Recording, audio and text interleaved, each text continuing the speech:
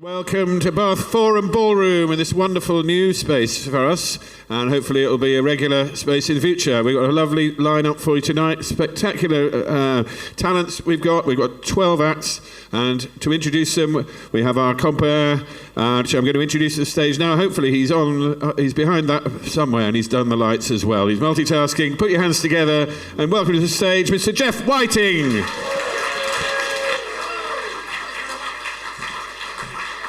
Oh, hello, thank you. Oh, yes, indeed, we're multitasking here. Yes, I've been round the back putting the lights on. Wasn't the most difficult job I've ever done, just push the fader up, the lights come on, but, some people could fuck that up. But anyway, so I got that right, that's a good start. Anyway, nice to see you all, thanks for sitting in the front. And you, my friend? Are you with anybody else, or are you just solo? By yourself, fair enough, nothing wrong with that, my friend. It's all right. At least you haven't sat directly next to her. That'd be a bit disturbing, wouldn't it? It's like on the train, isn't it? If you're sitting with 4 seats and a bloke you've never met comes and sits in the one right next to you and you're thinking, do I say anything or not? I mean, why is he sitting right next to me like this? But he didn't do that. He went for a bit... you've gone for the 4th chair along, you've gone for the 3rd chair along. If I was Darren Brown, I'd better tell you all sorts of shit, but I don't no idea what that means. With Darren Brown be going, well, you, of course, in the 3rd chair, you in the 4th... Well, I don't do that stuff. I just talk to you a bit and then choose the acts, I'm afraid. Sorry to disappoint you with no mind reading. Anyway, and hello to the people a bit further back. Yeah, it's right. You're lucky enough, yes. As you hoped, I can't quite make you out, so you're quite clear. Safe from being talked to. You've done well. You're silhouettes to me. Very, very clever. Anyway, so tonight we've got 12 comedians competing to win the title, of course, of the Bath Comedy Festival New Act of the Year. As a lot of you might know, some will and some won't, we've been running this for a long time, since about 2008 originally, and we've had winners such as Joe Lycett, you might know, he won this competition a few years back. Rob Beckett came 3rd, and I always say that deliberately because he hates me telling people he came 3rd. I saw him about 2 months ago, he said, you're not telling people, still telling people that way. I said, yes, I am, Rob. He said, I tell people I won it, they don't remember. I said, well, I tell them you came 3rd. So there we are. If you know Rob, tell him I mention it again. So anyway, but he shows that you don't have to win it to do well, dear. So Rob came, Harriet Kemsley. You might know Harriet Kemsley. She's doing quite a bit of TV now, and she was a previous winner as well. So we've had a lot. Matt Richardson also went off to do Celebrity Get Me Out of Here in the Jungle. Yeah. So the winner of this could be.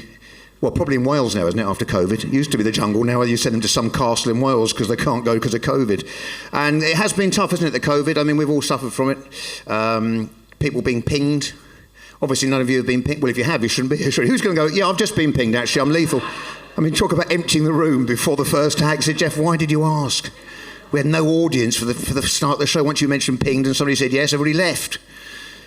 Apart from a few putting face masks on and thinking, I love comedy, I'll put the face mask on and try and get through it. But anyway, it is a bit annoying being pinged. I haven't been pinged. I haven't got the app. That's one of the reasons I've been pinged. But there we are. You're quite safe. I'm more than 2 metres. So anyway, yes, we've have that going on. It's amazing, isn't it? How long is it? Is it a year and a half? A bit less, isn't it, since it first started? Who thinks it seems longer than a year and a half since it started? Yeah, that's what I thought. Anybody think it seems less? No, the only person that thinks it's less is either somebody with a job that's somebody who's running Zoom and has just made $20 million, or somebody who's high all the time and can't remember what's happening. But most people think it seems longer. Seems like we've been doing it forever, doesn't it? It doesn't take long, does it, to feel like something's been going on for years. And it's funny how you change, though, isn't it? I mean, how... before COVID, if you went to an expensive restaurant, especially if you thought you'd go to somewhere a bit nice, and you get to the door of this place, you'd pre-booked something expensive, a girlfriend, partner, whatever, and the person at the door suddenly put a gun at your head, with a sort of beam and said, excuse me, sir, let me check your temperature. I mean, before COVID, you think, what the fuck's happening here? Wouldn't you go, do you mind? I'm out for a meal with my partner. Put that thing down. Now, within months, it's just, oh, of course, the temperature check, yes, of course. I understand entirely, yeah, of course, that's quite normal, yeah. And then the next thing, can you put your, whatever, ID on this, people are putting up with stuff they wouldn't have done before, aren't they? You wonder how far these checks would go before people would complain about anything. Because whatever they come up with, we just say, oh, yeah, I understand, you need to test that, We could come to your house to see if you're still at home, or £10,000 fine. Oh, yeah, fair enough. Yeah, only went to the shop. Sorry, £10,000. No, fair enough. You wonder how much we'll put up with. Do you know what I mean? The stuff they can do to you if you don't seem to be complying.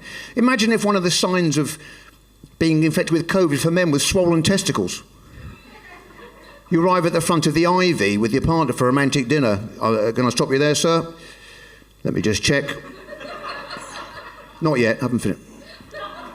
Sorry about that. Yeah, that's okay, you can go through. The way we're reacting, I presume that'd be fine, because everybody's agreed to everything else so far. I can't imagine anybody says, oh, well, if that's the test, I suppose fair enough. He was he dwelled on it a bit too long for my liking, but fair enough, it's part of it. We are, I think, maybe, I don't know if it's because we're British, we have complained a bit, haven't we? There's been a few complaints and little riots and things in Leicester Square and all that, but, we're not the sort of people that set fire to cars, are we? The English, I think we write stuff on Twitter, don't we? Rather than set fire to a bunch of cars like the French seem to do on a regular basis, we just think, well, I'm very angry about this. I don't want my temperature taken. And that's that. 3 exclamation marks, which is about as angry as you can get really on Twitter, isn't it? Whereas in France they say, zut alors! Set fire to a row of 6 cars, burn down a building and get the message over a bit quicker. But anyway, of course, we've all suffered from that. Amongst the audience here, who's from Bath? Yeah, that's the Bath reaction you get every time, because it's all very polite and there's no chance of a riot breaking out in Bath, is it? I imagine you could be told that installing cameras in your own bathroom, and you'd say, well, if it's part of the protocol for COVID, we need to put a camera in your bathroom, a camera in your bedroom, just in case you're doing something you shouldn't do without a mask on. Oh, yes, of course, I understand, yeah. British bit Americans going, fuck you, man! Germans, no, nein! But English people, well, if you really have to. I'm not happy with it, but, Anyway, so that's the Bath people. The non-Bath people? Equally polite. Makes a change. There we are. You can't have a go at tourists. That's the most politest group of people not from Bath I've heard so far. That's fair enough. So who's from the furthest away? Anybody from abroad? Brilliant. You're not with this guy, huh? No, he joined at the same time as you. Are you in the same group? Scott. Here's me talking about Derren Brown and that guy at the end. Scott. He's a genius. What about her name? No, I don't know her name. No, okay. So, where are you from? Oh, you're from France. How appropriate. Check the car park. If your car's on fire, it's nothing to do with the Bath Comedy Festival. French people are unhappy with the protocols. They can't go back for 2 years due to the flight situation. Anyway, so do you live here or are you just here en vacances? You live here. What do you do, my friend? You're at university, speaking English fluently, as of course you would, whereas we can't speak a fucking word of another language. I am here speaking English. I also speak Portuguese, Spanish, French, Russian, Chinese. That's what you normally get from other English people are struggling, aren't they? English people are proud if they can manage 1 second language. I can speak 2 languages. Fuck off. French people, how many would you like? 6, 7? I can't remember. I think I speak 7. Maybe it's 8. Only a small bit of, a tiny bit of Japanese. Not really, just for conversation. You think, bastard. So, how many languages do you speak? Just 3. Oh, we've gone down to 2. How modest is that for a French person? Let's be honest, we don't know him. One thing he hasn't mastered is the English art of blagging. One thing French haven't mastered. The English person knows French people, think, well, the fact is I speak 2 languages, so that's what I'm going to say. The English people think, I don't speak any 4 languages. What about you, mate? 6. Do you want me to list them now, or shall we leave it? There's not time. Let's get on. Whereas the French people, 6 languages? I can't believe it. Well, you can't believe it because it's fucking bullshit. It's blagging. You can barely manage a sentence in English. But there we are. So at least we've got the art of blagging right in this country. Give us that. So are these all your friends? I think you're... And where are you from, guys? Are you all from France? Or? Portugal? Right, okay. It's like the flipping, it's like the Eurovision, except for an English person will win tonight. Not necessarily, actually. Not everybody's from England, so that was Otherwise, the judges will think, I better mark my card. Obviously, we can't include the people not from England. No, I mean, generally, not... Anyway, not French. And so, Portugal... Canada. I love it. So Portugal, France, Denmark. South Africa. What about you 4 guys? Which countries are you from? Anybody? All English, all from Bath. Good grief. Seriously, how did you guys meet? On an app of some sort, was it? Sexy swingers from Europe. Or South Africa. Possibly Canada, fair enough. Sure thought that through before I said it, but anyway, it doesn't matter. I'm not in the competition, thank God. I wouldn't have a chance. Brilliant, that's fine. Will you all go? Are you all single? I mean, all 5 guys lined up like a international boy band. Are you single?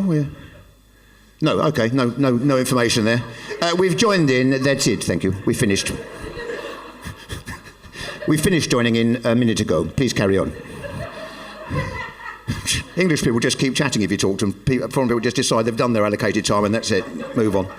So anyway, yes, so I will start the show shortly. I'm Jeff, by the way. I'm the compere of the show. I've been doing this quite a long time. I was in a new act final myself, the Edinburgh Festival in 1998.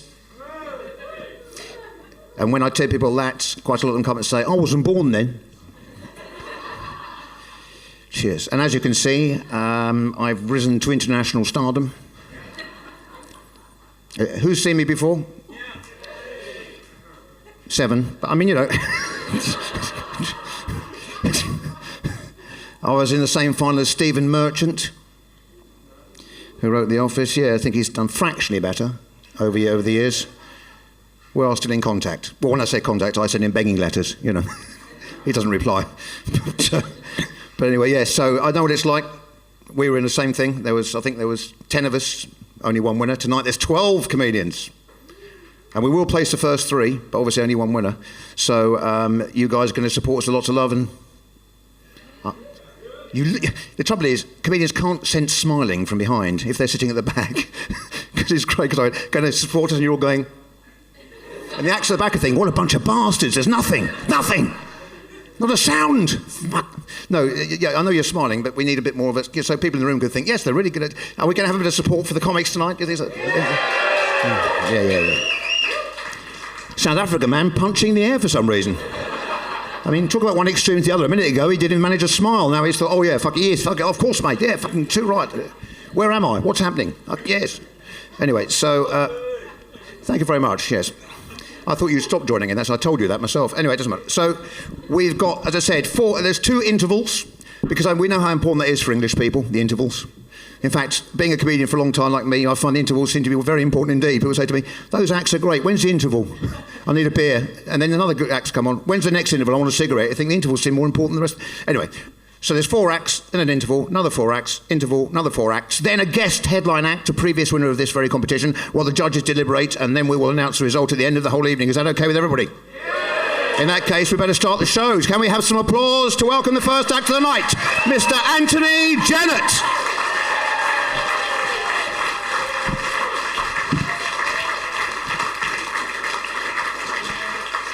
Hey, you're lovely. I recently had a near-death experience, right, which was disappointing, because I had that thing the movies say will have happen, where my whole life flashed before my eyes, right? But I only had 3 things, like 3 memories. I'm 34 years old, guys. That is shithouse. That is nowhere near enough, right? But the worst thing for me is that 2 of those memories were just really nice pizzas I've had. No good. I've been doing a lot of thinking, and have you guys figured out the favourite reason you're jealous of your parents' generation? Because I've done it. What's yours? Property? Well, yeah, we'll get there. But mine's not property, though. Mine is actually the fact that they get to have, or got to have, a midlife crisis. Just think of the language, right? That means they only have one of them. Means they get to live their whole life like, I'm fine, everything's okay, I guess everything's fine. And then maybe they get to the middle and they have a bit where they're like, the encroaching darkness that we live with on a day-to-day basis starts to invade their mentality. And then they get to the end of that and they're like, no, I was being silly, I'm fine again. We don't have that luxury, do we? We don't even call it that anymore. We call it an existential crisis. And as far as I can tell, you can have one of them every 40 minutes. I had my first existential crisis at 14, right? And it is very different to a midlife crisis, because a midlife crisis has a perfect hero's narrative, a perfect arc. You meet a character, you fall in love with them.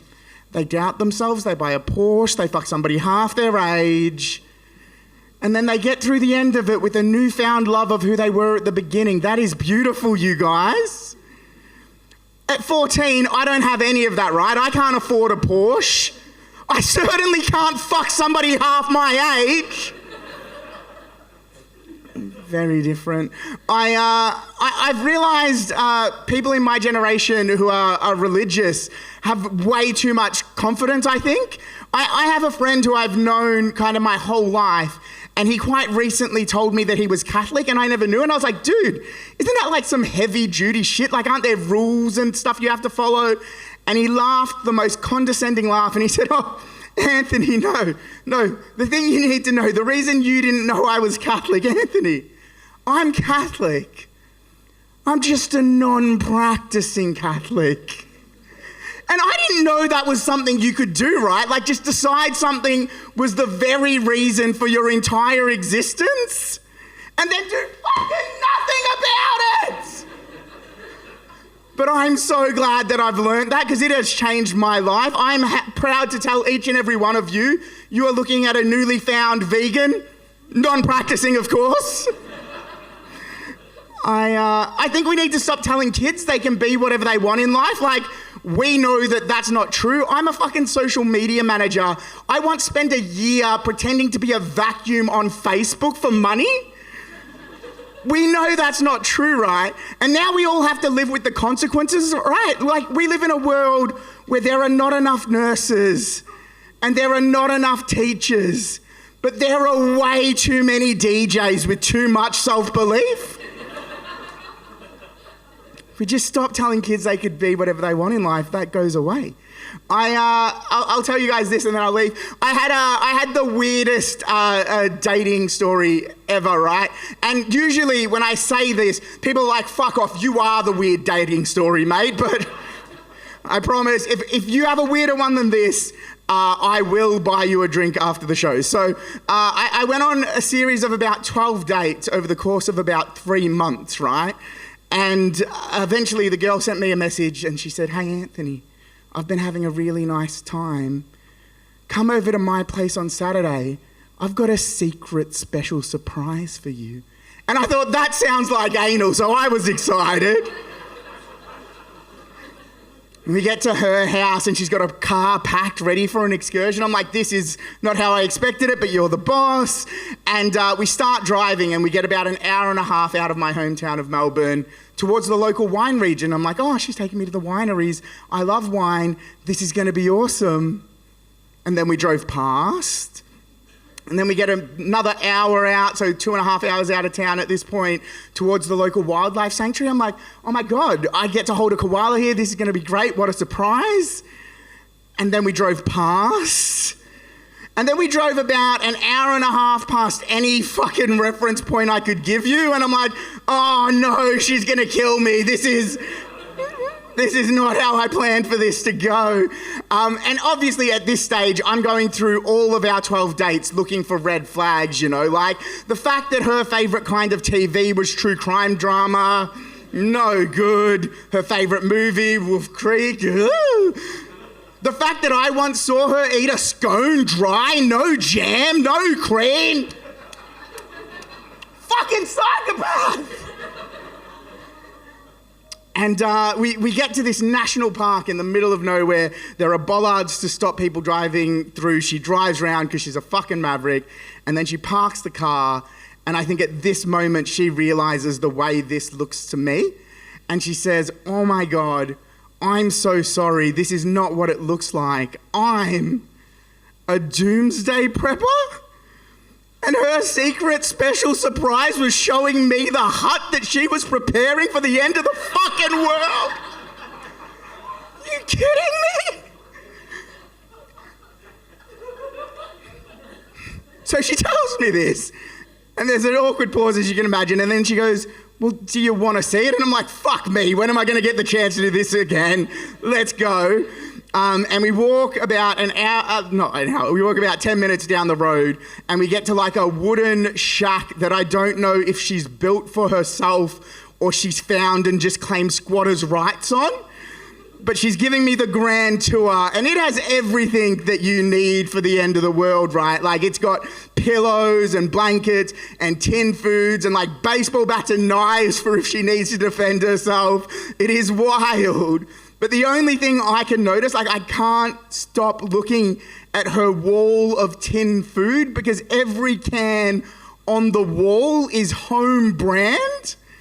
Like, she's preparing for the end of the world, but fuck me, she's doing that on a budget, you guys. It's so weird. And we're there and we're looking at this establishment, and I'm just in my head thinking there are only two things I can do in this situation, right? Like, only two answers that make sense. The first is to break up with her because this is fucking mental. And the second is to marry her because this is the closest somebody in my generation gets to owning property.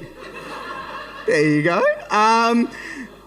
We drove back 3 hours. It was super uncomfortable. And at the end of the car ride, she says, hey, I know that we're probably breaking up, but can I ask you for one favor? Please never tell anybody about my bunker.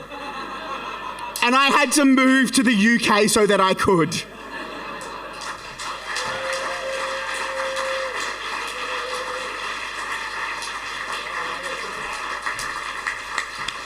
Oh, give it up for Anthony Jenner. What a good start, yeah? Oh, yeah. It's not easy going on first at these things, you know. Not easy to be the first one up. Not easy to be on last. That will come later, clearly, chronologically. Even the people from Europe are going, well, of course it will come later. It's last. It will come later. We know that. There's no need to tell us. We understand. Any performers in, by the way? Brilliant, that's fantastic. Well, they'll make the acts feel more confident. They'll think, fuck for that. Last thing was somebody was thinking, I wouldn't have done that myself. But there we are, if they want to do it that way, it's their choice. Luckily, you seem to be untrained in the arts. Brilliant, just the sort of thing we need. Anyway, so we're going to bring the next act on and keep the comedy going. Is that okay with you people? In that case, please welcome our next act, Dan Tiernan.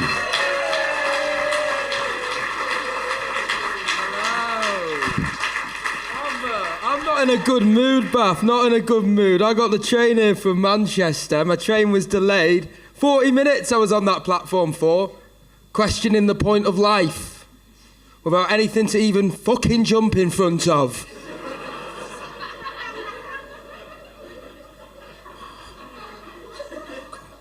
I'm dyspraxic, I'm not a good traveller, my dyspraxia sort of affects my spatial awareness, my coordination, social distancing's hard. Do you know what I mean, mate? Sorry, bro. You all right with one of those? You all right? I mean, it's hard, isn't it? It's hard to know how to greet people. I went to a job interview. The woman interviewing me, she went, whoa, I won't be doing handshakes. So I hugged her. Terrible at social distancing. I mean, how does anyone judge 1 metre? I just use my knob. No one comes near me when it's out.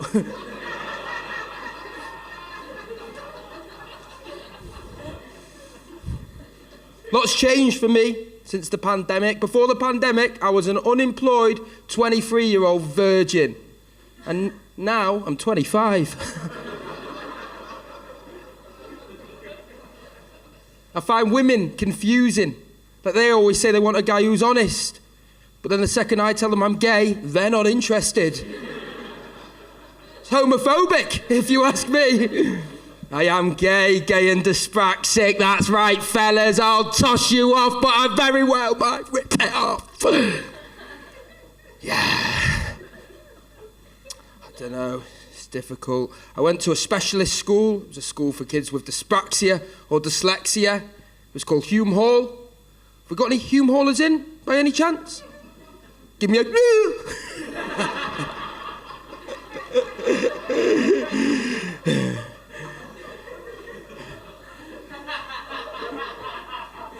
Just an impression of you doing an impression of me. That's all that is.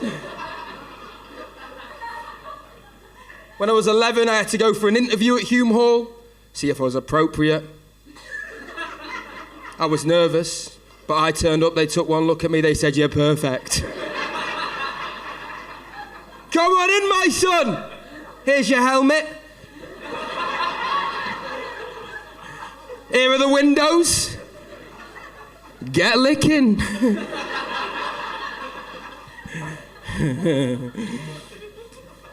you believe me that I'm gay?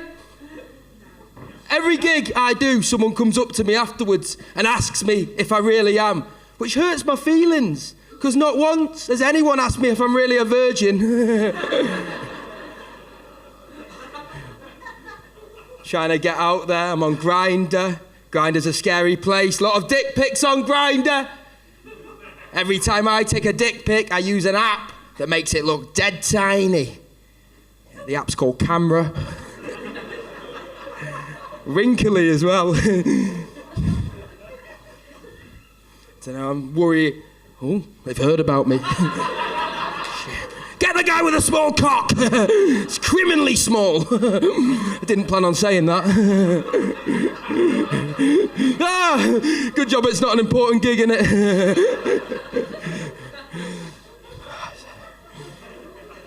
I'm worrying I'm getting desperate with guys. I realised this when I was at my mate's wedding and I was proper checking out the priest. Just looking at him there all in his robes thinking, oh, yeah. If only I was 10 years younger.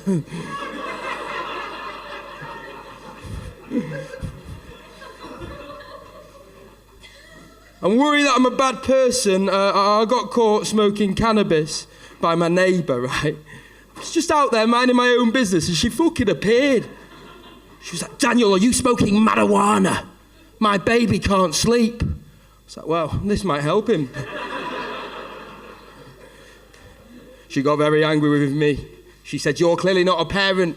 What you don't understand is when you're trying to put a crying baby to sleep, the last thing in the world that you want to smell is cannabis.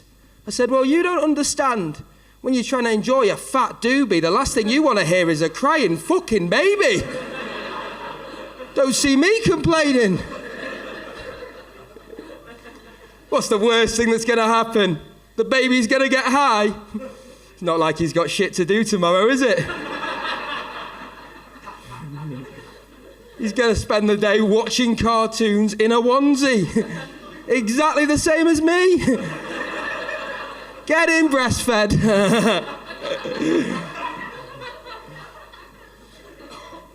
Live with my... Oh, nice cough at the front, that's what we like to hear. Good job I didn't come close to him, innit? I live at home with my mum and her boyfriend, Nick. Oh, God, I hate him. He's got some proper annoying habits. Like, every night before bed, he makes toast. And instead of lightly spreading the butter, he proper digs in it. And then he fucks my mum. I wish he wouldn't do that. Mum and Nick came to see me do a gig once, and I did that joke.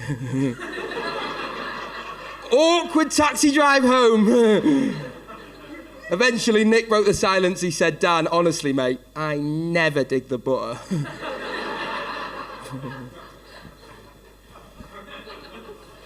Nick's got a daughter. Nick says that his daughter is proof he's a feminist because he named her Emmeline after Emmeline Pankhurst, who was the leader of the suffragette movement. Her mum wanted to call her something different, but Nick wouldn't let her.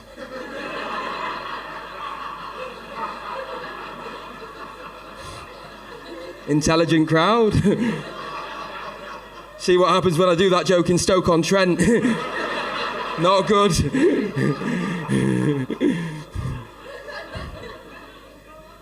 His daughter's the same age as me, so we're always getting compared. It's annoying. We're just good at different things. You know, she's good at passing exams, earning money, buying houses. I'm good at rolling joints and making this noise. It's not bad, is it? If that doesn't win me this comp, I don't know what will. Good. Oh, finish on this. It's my dad's birthday today. Happy birthday, Dad. He's not in. Nice to pretend he supports me, though, innit? I asked him what he wanted. He was like, damn, mate, don't worry about it. I don't know, just get me something I wouldn't choose myself. So I got him a framed picture of my mum.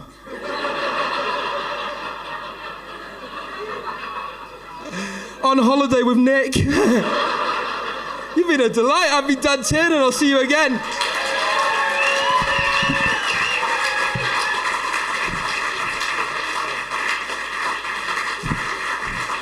Give it up for Dan Tiernan.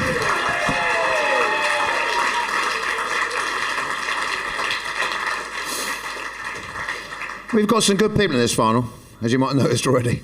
We've got some good. You've only seen 2 out of 12 so far, and I've seen them all already, so I know what's coming. Well, not exactly what's coming, because of course there will be changes, a few ad-libs, a few things, but they're so good. There's so many of them. They're so good. It's great, isn't it? Enjoying it so far? Yeah, absolutely right. Look at the Bath people there. No offence, but there's such a contrast. You know, they've got the 5 sort of European guys all look a bit, well, you know, a bit like they're modelling for one of those catalogues. You know, but I can't talk, to be honest, but you know, whereas you ladies all there just looking more relaxed, smiling. You know, like anything at the interval, glass of red or possibly white, Pinot Grigio, Sauvignon Blanc, maybe an Australian, maybe South African. Not you personally. I mean, obviously that would be a bit too much. If you hear a woman shouting, I'd like a South African, I think she means the red wine, so don't get too carried away. Do you know what I mean? So we're going to bring on the next act, which is going very well so far, isn't it? 2 so far, yeah, it's going well. And you're doing very well, my friend.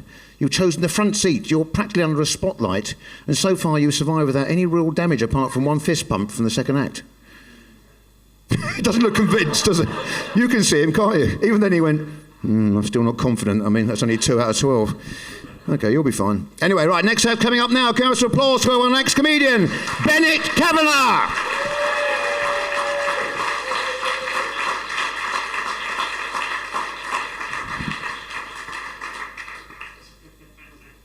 Yeah, I know.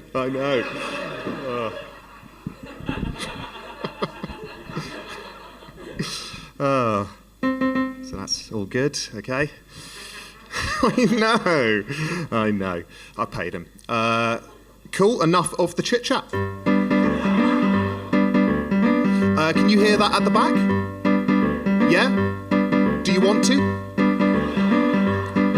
I have had a lot of complaints, so it is worth checking.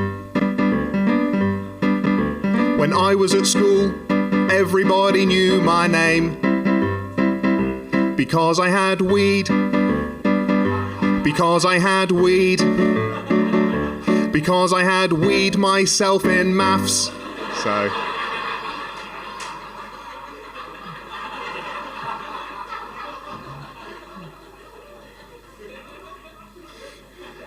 I could see your thought process on that one. Has this guy ever dealt drugs? No, he's not. Has this guy ever pissed himself? Absolutely. Look at him, just look at that. That's more than once, I reckon. Yeah, you reckon right. Yeah, you do, yeah. Tough childhood. Okay, so I got into an Uber, but it was not for me. And I was too awkward to get out, so now I live in Leeds. So.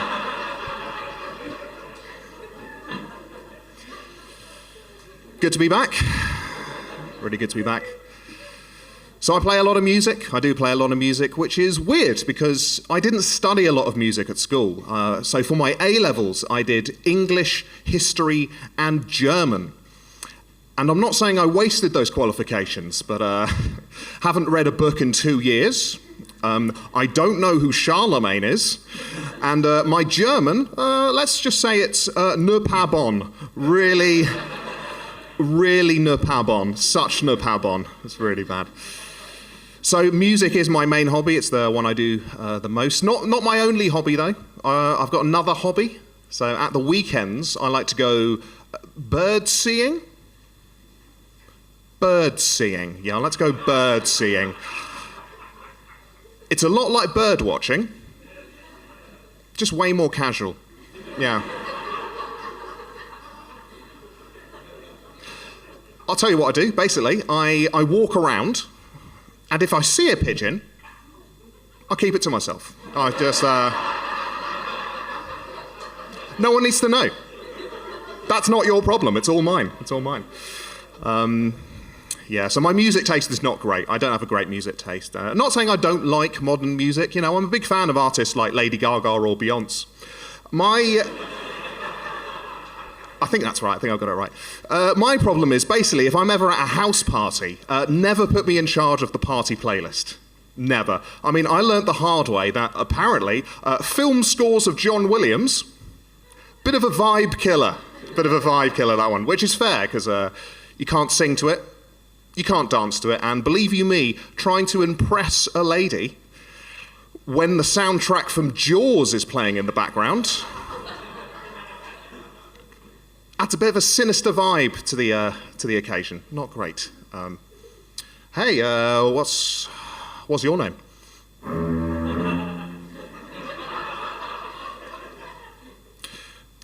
How do you know Darren?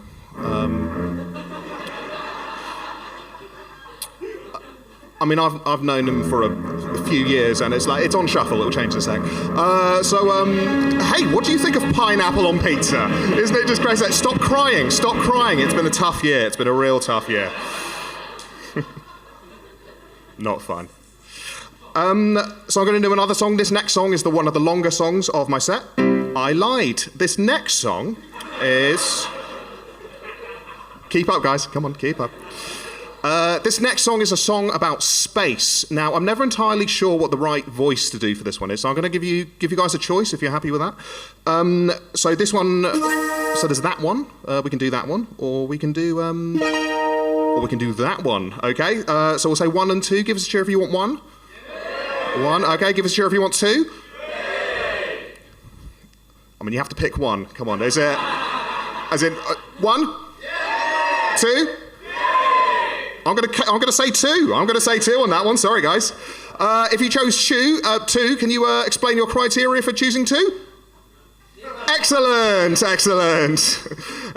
Yep. I'm sorry, guys. I mean, you just basically wanted to pick the one that would make this end quicker. I could see it. Very much like Brexit. You just had a 2 thing, and you just picked that one. Okay, here we go. So this is going to be a song about space.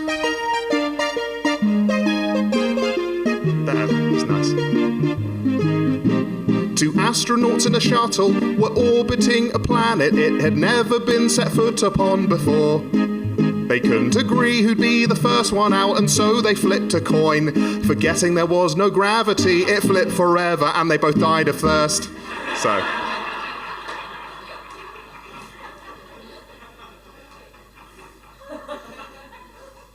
if you pick one, it would have been a happier ending. That's all I'm saying. That's all I'm saying. Hey, crazy year, guys! Crazy year! Crazy year, guys! Crazy year. Just me, okay. Crazy year. I think I've used that time wisely. I think I have. I've done 3 things this last year. Firstly, I've watched repeats of classic Who Wants to Be a Millionaire? Secondly, I've watched repeats of modern Who Wants to Be a Millionaire? And third, learnt to play Gregorian chant. So, I mean, this is 95% of it, but it was a year well spent, I think. Honestly. I love monks. I cannot emphasize how much I love monks. Honestly, name a type of monk. I love it. Benedictine, Cistercian, fish. I love all the monks.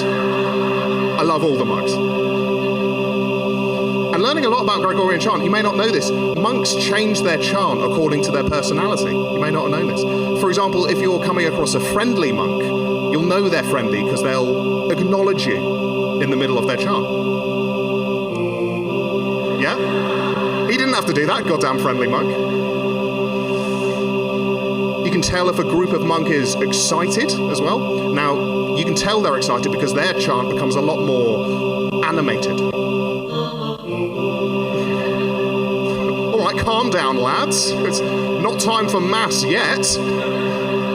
Finish your wafers first. Come on, boys.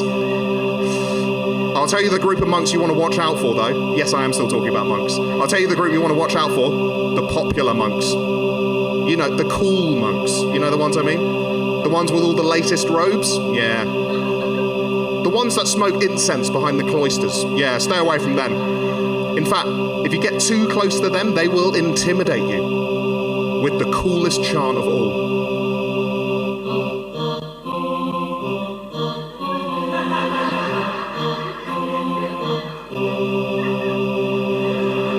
Don't mess with the power monks. Do not mess with the power monks.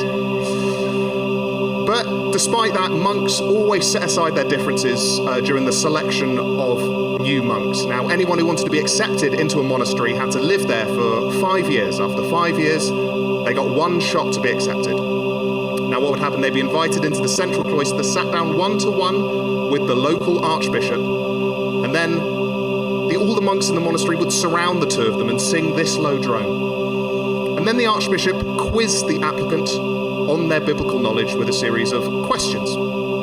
15 questions. 15 questions with 4 possible answers.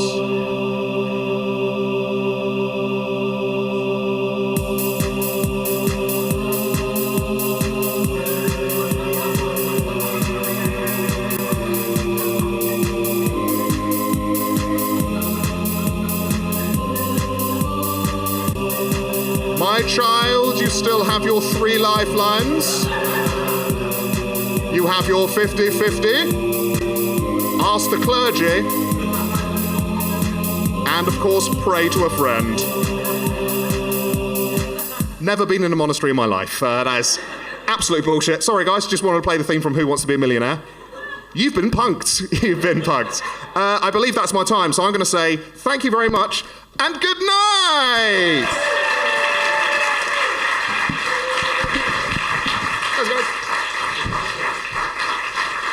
Bennett Cavanaugh.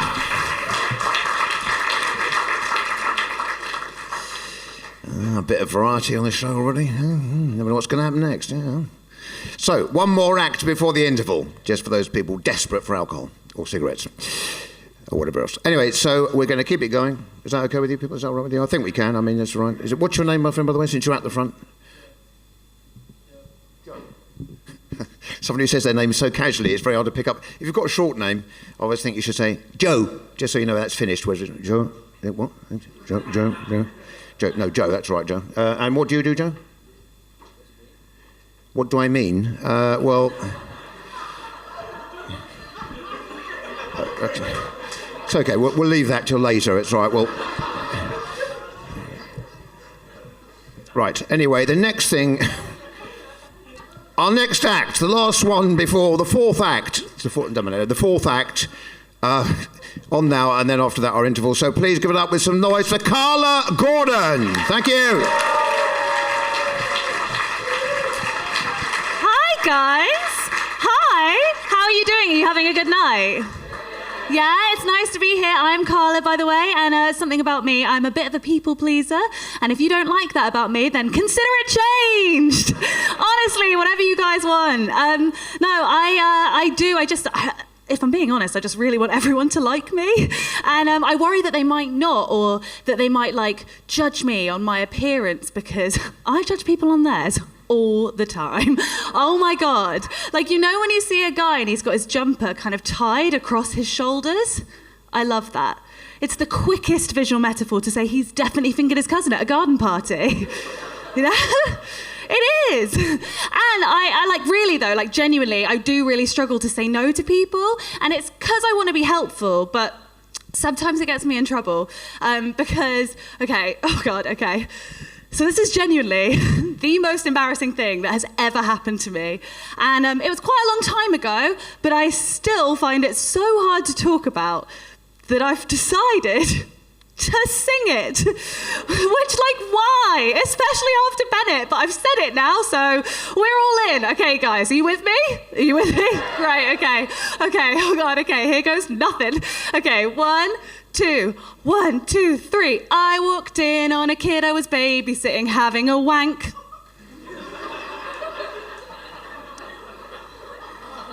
He was 14 and I was 17, but his parents still felt like I needed to be there. What?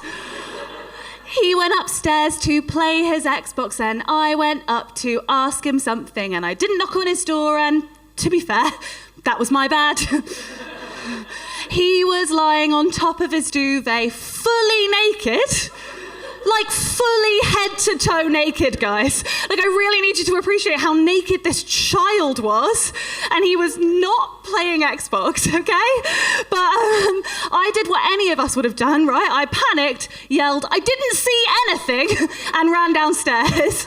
And he came down a couple of minutes later and he looked so embarrassed, and we watched Despicable Me together in total silence, and we never spoke about it again. Jazz hands to finish. Oh my God, thank you very much. Thank you so much, guys. That is genuinely very hard for me to talk about. I mean, I assume it would be worse for him, but he's probably out there somewhere, right? Doing stand-up, I assume. And the worst part was when his parents came back, right? His dad was like, oh, how was he? Was he good? What do you say to that? Honestly, what am I supposed to say? Yes, Mr. CK, Louis was an angel. Thank you so much. I just wish I'd been less agreeable and I'd just been like, you know what, sir? No, I will not babysit your 14-year-old son. He doesn't need a babysitter, although he might need some kind of therapy now, and I am very sorry about that. That is on me. I think I just think I've kind of always been too agreeable. I definitely was with my ex. And it's not that being agreeable is a bad thing, right? It's supposed to be helpful. But basically, I think me and my ex would have broken up a lot sooner if I'd have just accepted that we wanted different things and stopped trying to get us on the same page, you know? I wanted to not get cheated on. Whereas he wanted to have his cake and eat out every girl in Liverpool. Just different things, you know? So I'm single now. And thank you. Yeah, I agree. Most of the time, being single is great. I love it. They say that being single's a choice, right? And I agree, it definitely is. It's just whose choice, you know?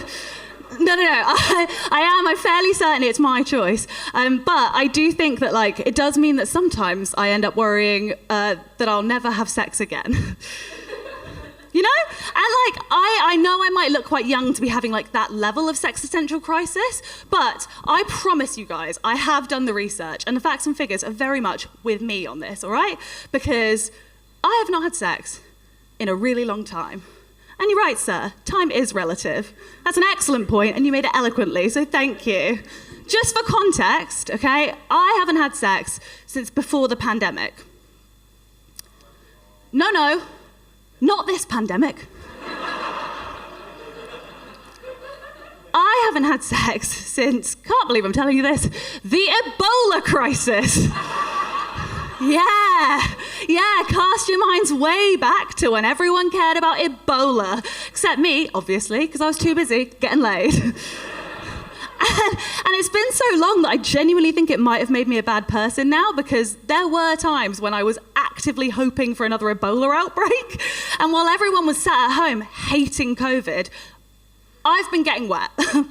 I'll say it. Yeah, grim, horrible. The thing that turns me on most in the world is a pandemic. And I know, okay, logically, I realise that there is no connection between there being a pandemic and me not having sex. It's just a reason I like a lot more than having to blame myself. You know? I think that I basically, okay, I don't know how to say the next bit without sounding big-headed, and I don't like to do that. But basically, I think it's a shame that I'm not having sex. I think I'm the only person who thinks it's a shame that I'm not having sex, but I really do. And I think that's because, and I hate to brag, but I've actually never had bad sex, which I think is more to do with my attitude than anything else, you know? Because my attitude to sex is the same as a little kid who's been allowed to stay up really late when their friends have guests round. I'm not contributing a lot, but I'm very happy to be there, you know? And I said all this at a gig once, right, recently, and one of the other comics came up to me afterwards to give me some advice. It was a guy, are we shocked? And he was lovely, to be fair. He was just like, you know, you should say why you don't have sex, because you could if you wanted to. And I was like, Louis, don't hit on me. I used to babysit for you, man. That's so inappropriate. No, I wasn't. I was like, I say that, you know, my ex cheated on me so many times that even Tiger Woods would give him a pat on the back and be like, well done, buddy. And I have some pretty unresolved issues with hating myself because of that. And he was like, oh God, don't say that on stage. That's not funny. So don't worry, guys. Now I don't say it on stage. Problem solved. But honestly, though, really, I know I've hammered on about this, but I do think it's a shame that I'm not having sex, because I promise you guys, I don't want you to worry about me. Back in my day, I was a sexy legend. All right? I consider myself a card-carrying member of the 200 Metres Underground Club. And by that, I mean, I was fingered on the Eurostar. Guys, fingering's amazing. It gets a bad rap, but it's everything that we're trying to be in 2021. It's cheap, it's vintage, it's sustainable, it's vegan and cruelty-free, if you're doing it right. Wink. Can't believe I just said wink out loud. But yeah, it is. It's great. And I would know, because I consider myself an expert on fingering, okay? Because I've been fingered everywhere. I was fingered on the Haunted Mansion ride at Disneyland Paris. I was fingered at Bella Italia in Tunbridge Wells, right? I was even fingered at my cousin's garden party. Guys, thank you so much. You've been lovely. I hope you have a wonderful rest of your evening. Thank you very, very much.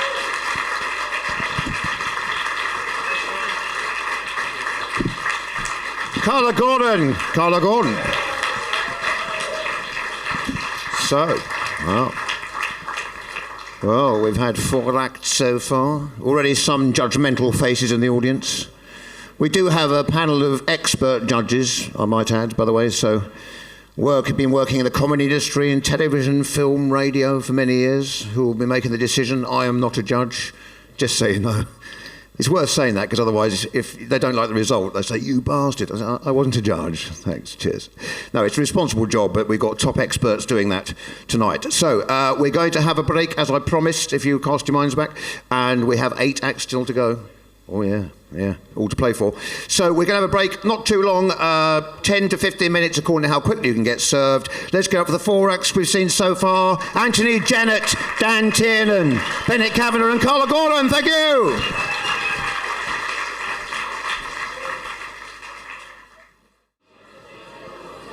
Welcome back, ladies and gentlemen, to the second half. Are you ready for your second section? Put your hands together. Welcome back to the stage, Mr. Jeff Whiting.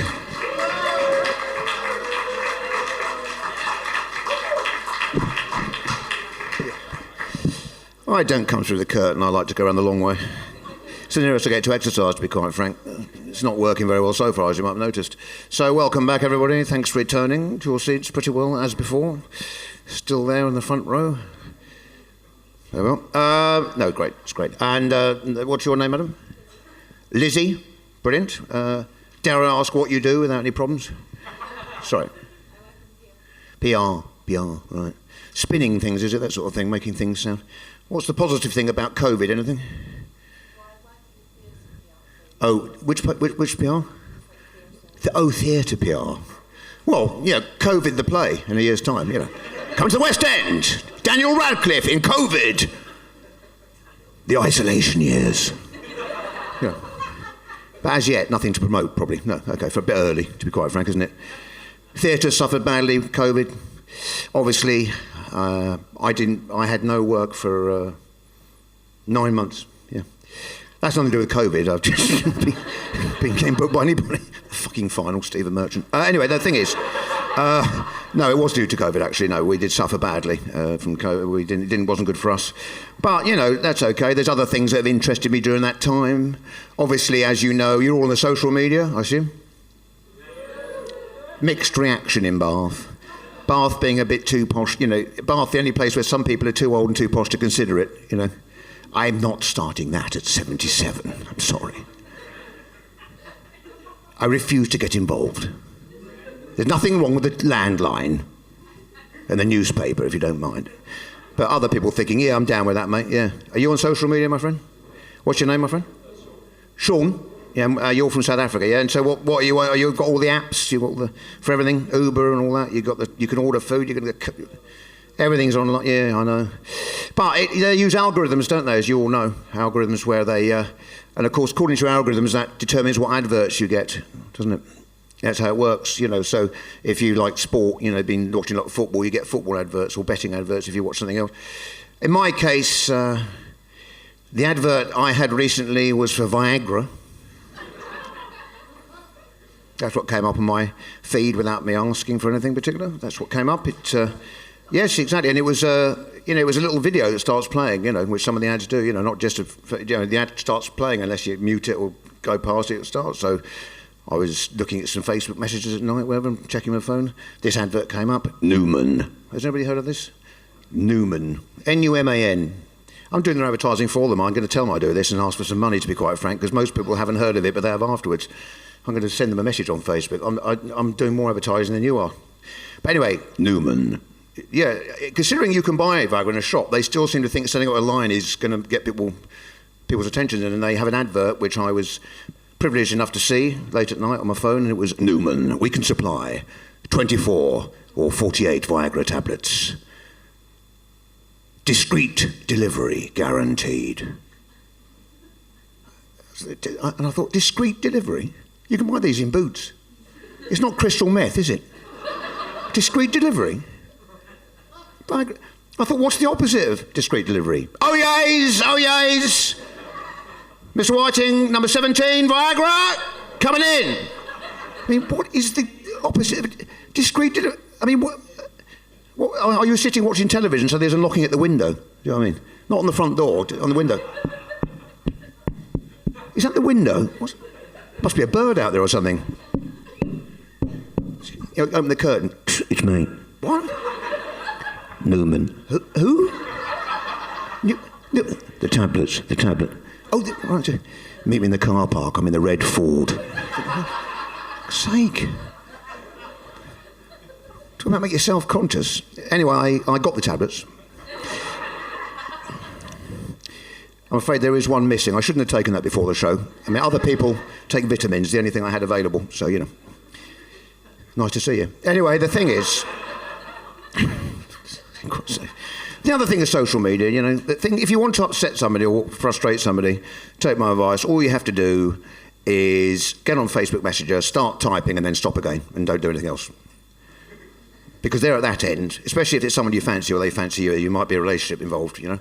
Because suddenly they're there and they see it come up, they, wait a minute, oh, that woman, she's typing.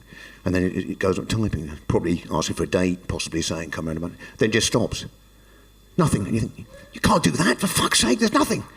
I think, I can't send a message, there isn't one to reply to, but what the fuck was that? Was it a mistake?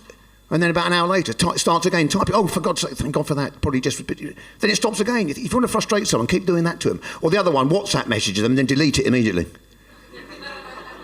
So all you get is a flash up and then it says, this message was deleted. What the fuck was it? It might have been saying, you're the one I want, you're the one I want, you're the one for me. And they've just deleted it. Or it might be saying something like, you know, anything. It could be a crisis. You know, what the fuck? And you can't reply. There's nothing there. Sorry. Only me on some of these.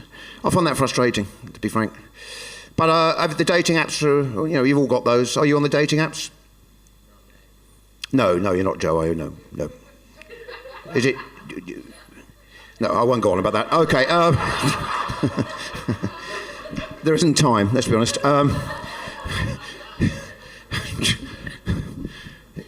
Thanks. No, I appreciate you coming. I do genuinely mean that, by the way. Fine. What's your name, my friend? I'll just talk to you briefly, then we'll get the next actor. Kev. Yeah, brilliant, Kev. What do you do? Managing director of a software company. Oh, managing director. No, so you get the word managing director in first. You're not going to say, well, I work in software, because technically you do, but you have to say, managing director of a software company. The first two words being the most important part of that sentence. Managing director of a software. So you're minted, I suppose, are you? You're like Elon Musk. Are you going to the moon in the next 6 months? Well, I've got a spaceship lined up. It's low budget, obviously. It's... I'm only a millionaire. I'm not a billionaire. I mean, basically, it's based around the Ford Escort. But what I've done is, it's actually now more like a capsule. I've added aluminium and extended it. I mean, launch pad will be difficult. We're trying to find somewhere near Bristol at the moment, but it's no. So you're not going into space? No. No, a ground-based managing director. Yes, okay. Is this your partner? This one. Some sort of player, eh? I asked her, clearly, is this your part? What, this one or this one? Maybe that one. It's not the guy at the front, by the way. To be quite frank, I remember sacking him last week because he couldn't remember what his job title was. I clearly asked him what he did. He said, I don't know. Anyway, so sorry, no, are you with somebody tonight apart? Oh, you've got the taxi driving arrangement, have you? What's going on there? Is that how you normally sit together when you go out, is it? You must confuse the fuck out of waiters. Your meals. No, not her. It's me and him. You and him? What about her? No, she's not with me. I'm with him. Well, fucking hell. Can't people sit where you know where they are? How the fuck is you supposed to cope with that? Good grief. Oh. These are what we call the aisle seats, if you're a managing director. Business class aisle seats. Near the front, one in front of each other. Where's the champagne? Forget it, mate. There won't be any. This is a new act competition in Bath. Sorry about that. Right, we're going to bring the next act on. We've got 4 acts in this section. No surprise, because we had the same format in the first section and how it's going to go. So the next act is coming out to entertain you. Are you ready for the next act of the evening? Yeah. In that case, let's have some applause for Ashish Suri.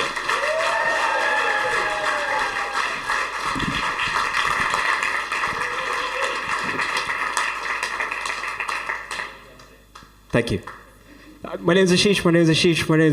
I'm a really compassionate person. Like one of my best mates, right? He was diagnosed with this terminal illness, right? And his mom was collecting money for his treatment. And we were all pitching in money for his treatment. But he didn't make it through. He didn't survive. And I was like devastated. I was broken. So I sent his mom a message and I was like, can I have my money back? You're judging me? He's alive. I'm a comedian. I don't even have a friend. It's fine. I'm a compassionate, I'm a really considerate person. Like when I use a unisex toilet, right? I always put the seat down, right? I do. But I also believe in equality, so I also put the lid down, right? And then I piss on it. And I don't. Hypochondria. I haven't left my house in like 18 months. It's like, I'm a compassionate, I'm a considerate, I'm a really passionate person, but I'm also a little bit passive, a little bit shy, right? Like, if I have sex, right? If, not when, right? I'm not aggressive. I'm not like, oh, do you like it? That's not me. I'm more like, I hope you like it, you know? And if you don't, I'll make some tea. I've learned from the British. I'm so lonely. My name is Ashish,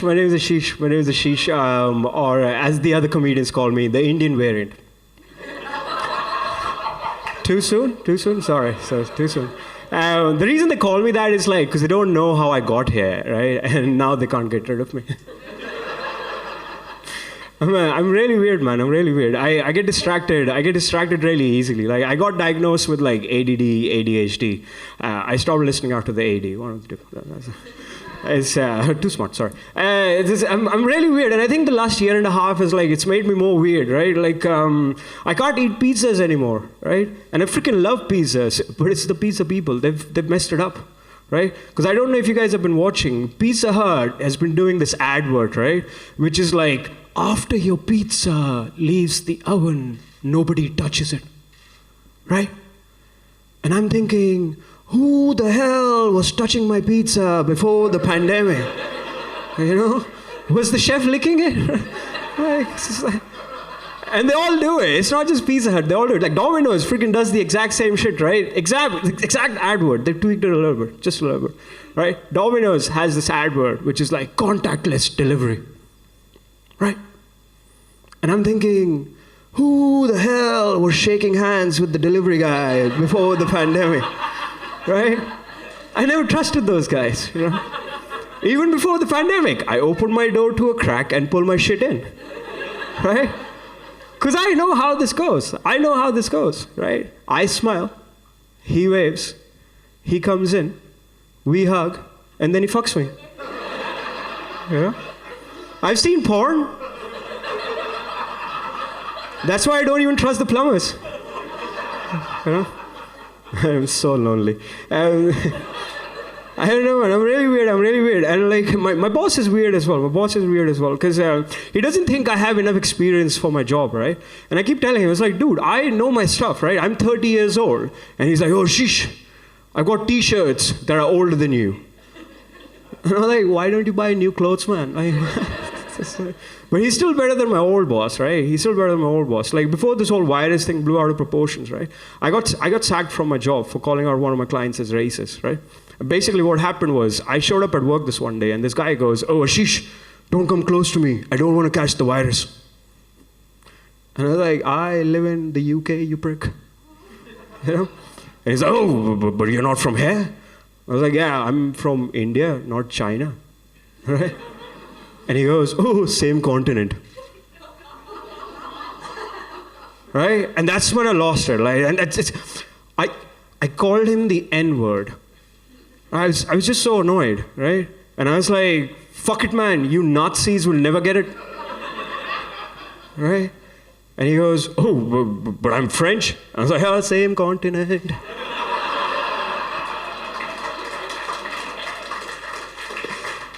I got sacked 2 days later. Where's Kev? Need a job. I don't know. I'm so lonely. I'm single. I'm single because I'm single, and I'm hunting. I'm looking for another one of those girlfriends. And I went on Tinder, and I left because it's shit. It is. Tinder can't handle this sexy thing. Right? And I was looking for these other dating apps. Screwfix is not one.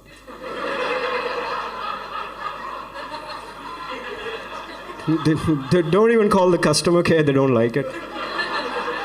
Right? I don't. I think I know why I'm single, because I don't understand how people work. I don't understand how people work, which makes it really tricky to be a single guy, right? Like this past week and the weekend, I went out on 2 dates with 2 separate human beings. I feel I have to specify that with this face and this jumper on, right? And they both don't want to meet up again, which is completely fine, completely acceptable. But the weird thing was, they both gave the same reason. Right? They were like, I didn't feel the spark. And I was like, the fuck do you mean by that? You know? We've only met once. What were you expecting? For me to blow up the place? As a brown guy, that's my one terrorist joke, thank you. If I don't do that, I have let my people down. My next story is going to be about me wobbling my head. I'm really weird, man. People I date are really weird. Like, I used to date this person, and they once told me, "Sheesh, you have the heart of Obama and the face of Osama." I was like, what? I was like, what? Does it mean I'm good at killing people? Like, what do you mean? I don't like stereotypes. But I get how stereotypes get perpetuated, right? Like the Indian wobbly thing, right? Like wobbly, it's our fault. We gave you Bollywood. You know, what else do you have outside of Bollywood? Slumdog Millionaire. You know, people come to me. People are like, "Oh, are you from India? I love the Slumdog Millionaire." I was like, "Good for you. I hate it." It's bad manners. I don't go around judging people based on movies. You know, I'm not like, "Oh, are you American? I love the Human Centipede." Doesn't make sense. I'm so lonely. You know what? I'll give you guys a secret. I love hummus. Hummus is fucked up shit, man. Right? Before I came to this country, I didn't know what hummus was. Right? My first 3 years in England, I thought the British invented hummus. Right? Which is weird. Because you guys were in our country for 200 years. Not once did you mention hummus. 3 days in, mwah. I'm going to die alone. My name is Ashish. You guys have been fucking amazing. Have a good one.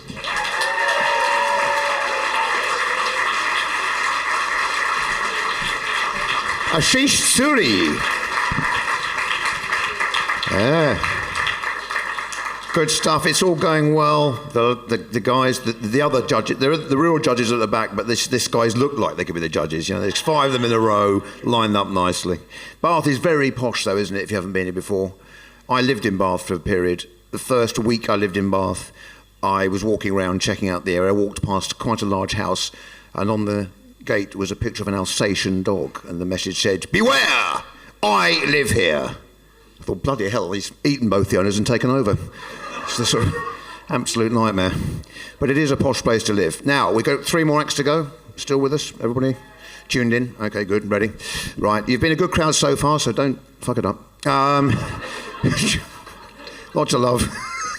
Lots of energy. Right, so next set is coming up now. Can we have some applause for Iona, Stewart, Richardson.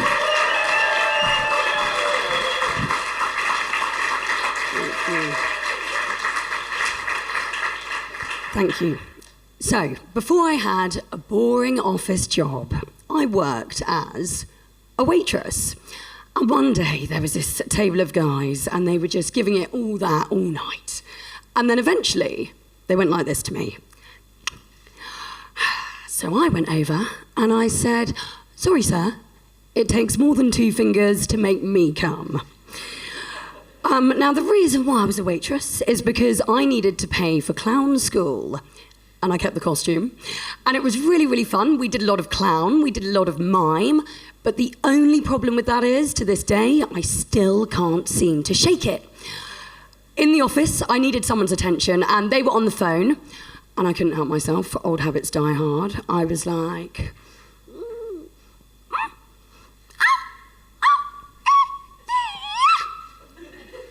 He didn't see me. What a waste of time that course was then. So, anyway, I have a really good job, actually. I read the news at Isle of Wight Radio, and it's really fun. And the other day, this actually happened and was deemed newsworthy. On the high street, a Betfred sign fell on someone's head. What are the odds? Hey. And actually, recently, I got an award for being the best journalist on the Isle of Wight, which is a bit like being crowned the tallest of the 7 dwarves. And anyway, I do love my job. But the thing about the Isle of Wight is that it's an amazing place to live. You know, it's really hot and it's really, really sunny.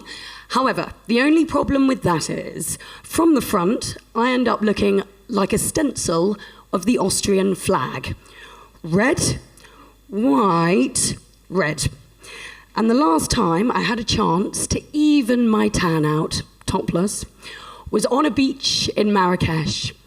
And then a first aider came running over and offered me cream for my 2 mosquito bites.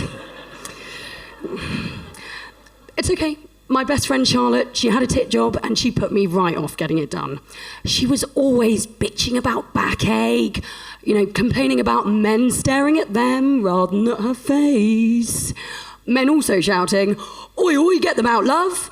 So I said to her, "Well, why'd you get them done then?" And she was like, "Well, I was off work for 8 weeks afterwards," which actually made me consider getting them done. She always said, you know, "I'm not going to have maternity leave, so this will be my matitty leave." Okay, what's your name? Yeah. Scott. Okay, well, I'd quite like to meet you after the gig. And that way, I can get his father's number. I am into older men. When I was 22, my boyfriend was 38. When I was 25, my boyfriend was 52. And now that I'm 28, my boyfriend is 54. So by the time I'm 54, my new boyfriend will be practically dead.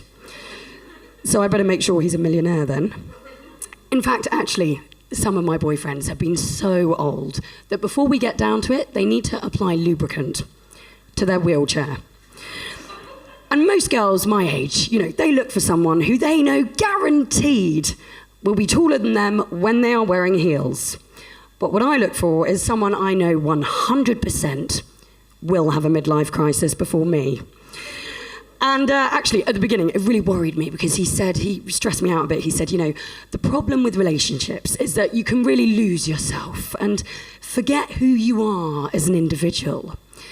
But what I didn't realise was, on a bad day, he'd forget who I am. And I call him my old man friend. It makes sense. And he is quite a big voice in the local Chamber of Commerce. I know at first I didn't know what that was. I was like, what are you on about? Harry Potter and the Chamber of Commerce? Anyway, we went to one of these business boring Chamber of Boredom events and 2 things happened. The first was that this guy just slapped me on the arse on the way in. A bit like the party was being held at the Tory party conference. And then this woman, she came up to my old man friend and she said, "Oh, I think it's so wonderful what you're doing for the business community."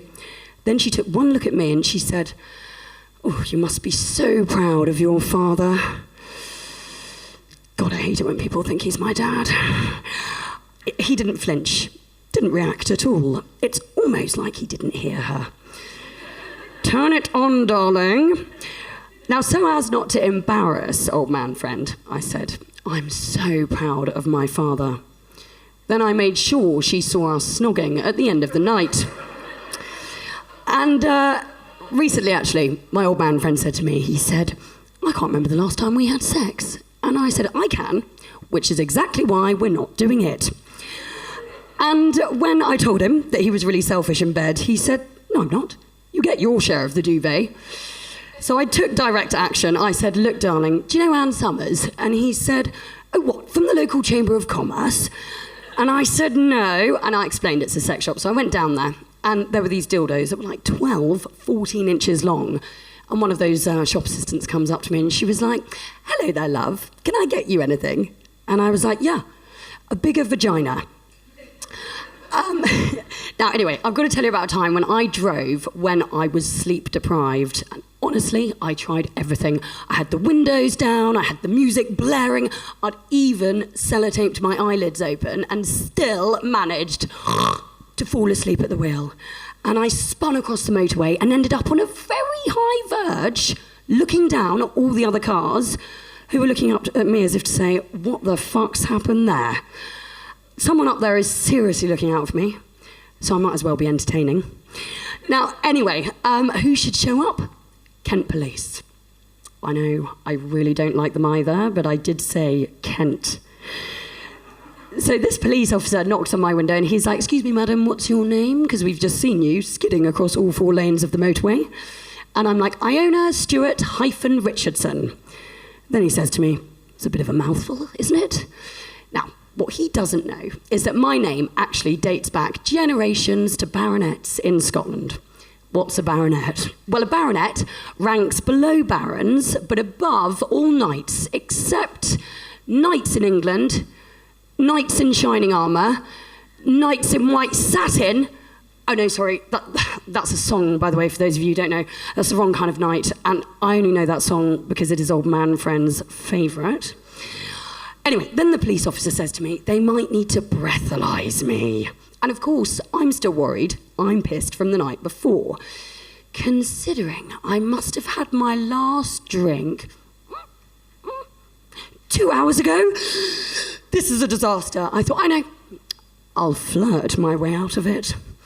But I was so sleep deprived, I was actually less Felicity Jones and more Phil Jones. And for anyone who doesn't know, he is a hideously ugly, overpaid, overrated Manchester United footballer. Anyway, then, luckily, old man friend showed up, and I've actually never been happier to see him, just in time. And the policeman radios in, "Will be returning to the station now. Her father has come to get her." Repeat, her father has come to get her. So I was lucky not to be imprisoned for incest. Anyway, we made it to this business brunch that we were late to, and I threw up in my handbag on the way in, and this woman looked at old man friend and said, "Well, I blame the parents." Thank you very much. You've been a brilliant audience tonight. Thank you. Thank you. Yes, that's Iona Stewart Richardson. Oh. Well, so far we're doing well, aren't we? We're doing all right. And the audience are being treated nicely, aren't they? Well, apart from by me, obviously. You know, that's my job. But otherwise, the act's been very nice to everybody, would you say? Is everything goes? Yeah, it's very good so far, isn't it? Yeah. And now we're halfway through, aren't we? No, perhaps not. OK, so we're halfway through, aren't we? Sorry, I must stop doing that, sorry. You're a managing director of a software company, 6 out of 12. Anyway, it doesn't matter. Halfway. I can assure you we're halfway through. We've had 6. There's 6 to go. So anybody wasn't sure, they will know now. Thanks very much. You got it in the end. But we've got 2 more acts in this section, so we'll keep it going, shall we? Is that all right with you people? Yeah, what a good crowd as well. I must congratulate you on coming out tonight supporting this event, if you don't mind me saying so. I think you really do. Give us a round of applause for yourselves. Go on, honestly. You've been great. Look at those people there. Look at that. I only do that because I spot the person who can't clap because they're holding 2 drinks. If I spot someone, it's like, round of applause, they go, "Oh, fuck you." Sorry. I could throw a knife through there, could bounce back, catch it with one hand, do a somersault, and she still couldn't clap, because sorry, it was very impressive, but I'm in no position to clap anything at the moment, I'm sorry. Anyway, we'll keep going. We've got 2 more acts to come, so let's welcome the next act. We have some applause for Daniel Valander. Yes. Yeah. Hi, I'm Dan. Growing up, I wanted to be a spy. Yeah, I was great at it. Half my school never knew I existed.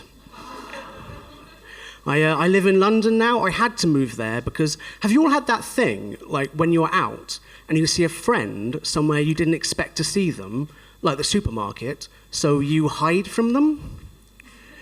Because your brain just goes, no, not like this.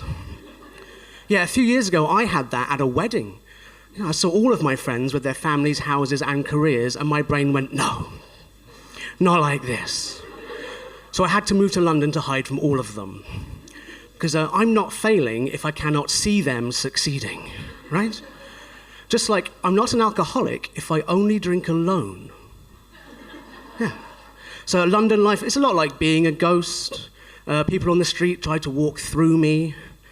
Delivery drivers get to the door and just go, no. Nobody is alive in there. I tried to deliver, but you were in purgatory. And since moving to London, I have been turned down by every single payday loan company. That is not the sort of thing that happens to the living. And how am I supposed to spiral into crippling debt if no one will take a chance on me? So I've been single for long. I've been single for 11 years now. Can anyone beat 11? No? Champion of sadness. Yes. Single for... Always win that one. Single for 11 years. I live on my own. I do like other people. I'm just less anxious when I outnumber them. I've realised, my married friends, they keep looking at me. They want me to get married, I can tell. They keep looking at me like they've all provided a free bar. It's my round. But I can't get married. I still can't put a pen back together without pretending I'm assembling a firearm. So, I've started to realise that you know how some inmates get quite comfortable in prison? When they get out, they re-offend so they can come back to where they felt safe. Yeah, that is how I do dating. Like recently, I was on like a third date, and she arrived with her previously blonde hair dyed red. I chose to ignore that. Yeah, she was not happy. I tried to star my way out of it. I thought, that means I'm not superficial, doesn't it? I wasn't focusing on your looks. But it turns out not focusing on someone's looks is different to not remembering what someone looks like. It's not as noble. So like every other single balding man in their 30s, I really love excuses. That's why I'm really jealous of TV detectives. Because I'm a burnt-out, borderline alcoholic who can't form a relationship with anyone. I'm just like them. But I'm a stockroom controller. I don't get to blame those things on my passion for tightly controlled stock. It's just not fair. Like when I turn up for work, stinking of booze with a haunted look in my eyes, my boss has never said, Daniel, you're a loose cannon.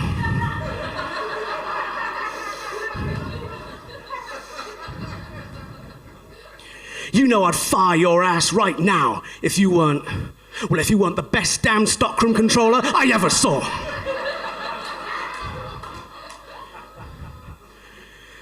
And I know you lost your wife to a mismanaged inventory. It's just not fair. So there's one rule for all of us and another rule entirely for the fictional detectives. And they get to die 3 days from retirement. So I hope I die 3 days from retirement. I have opted out of a lot of pension plans. I'm really jealous about how passionate they are about their jobs, you know? Like, is anyone as passionate about their job as a TV detective is? Kev, are you haunted by the memory of a piece of software you failed to manage? Do you lie away at night dreaming of a particularly brutal PR campaign? No. They're driven by their jobs, aren't they? Their jobs are their reason for being. I'm a single balding man in my 30s. I have no reason for being. And I'd love a job that made me feel that way, and I look for one. And I keep seeing job adverts saying things like, we're looking for a telesales superstar. Like, are you a customer service rock star? And those feel like very strange jobs to feel that passionate about.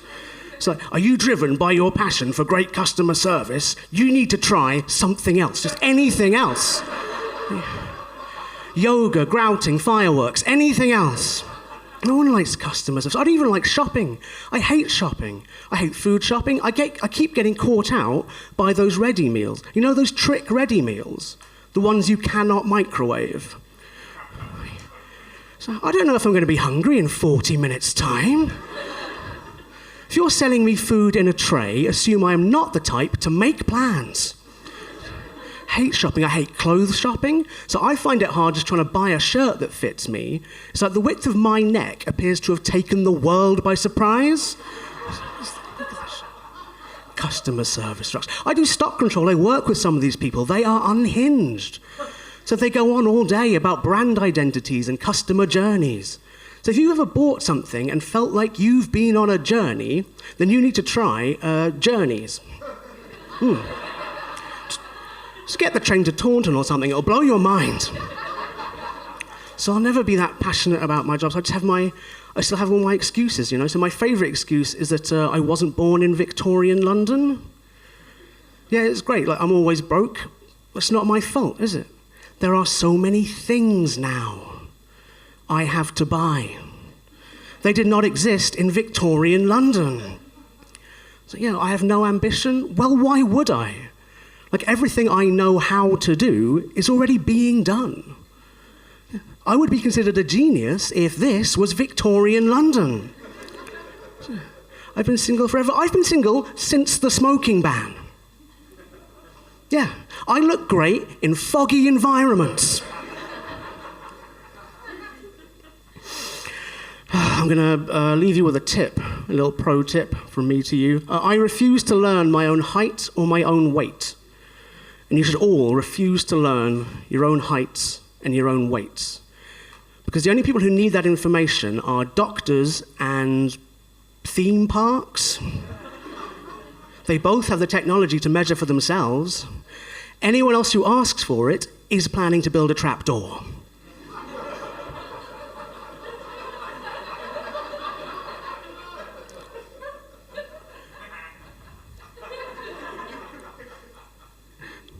Just do not do their admin for them. You've been wonderful. I think that's my time. Thank you very much. Good night.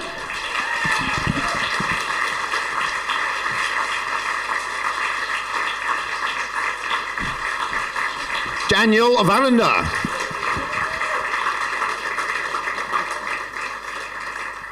Look out for his own TV series in a couple of years where he's down at Hill Detective, shopping for Meals for One. That would be brilliant. I think he should get his own series. Brilliant.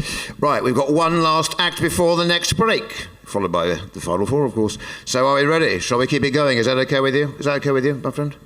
Is that okay? Yeah, sure. Yeah. Okay, so please welcome our next act of the evening with some applause, Mr. Brian James. Thank you.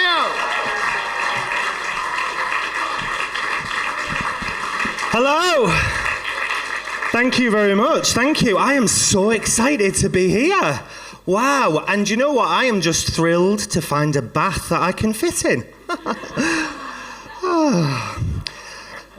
Yes, my name is Brian James. Hello. My friends call me BJ. Well, not really my friends, just my nana. She has no idea what it means, and it can be quite embarrassing sometimes. We were in McDonald's recently, and in her head, she was asking me if I wanted the chicken select.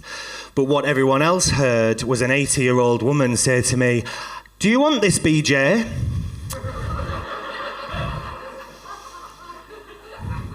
The worst bit was I responded saying, "Yes, Nana." Yeah. So in my hometown, that's my reputation. I'm the guy getting sucked off by his nan. Oh, honestly. Yeah. How are we all, by the way? Are we all okay? Like, yeah? So like everyone can like smell everything that you're supposed to smell, and because you've got to ask these questions now, you know?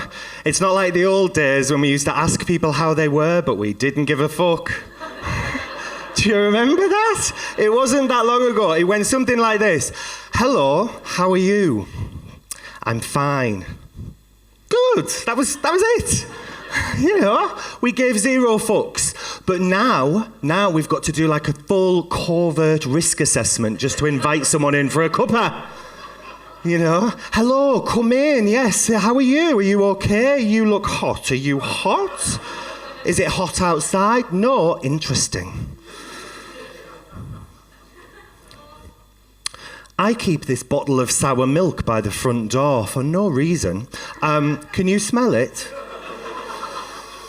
No? Okay. She's riddled. She's fucking riddled. Delete that NHS app. I'm not getting pinged for this bitch. I'm getting my hair done on Monday. Fucking hell. All right, you need to go. Get out, Nana.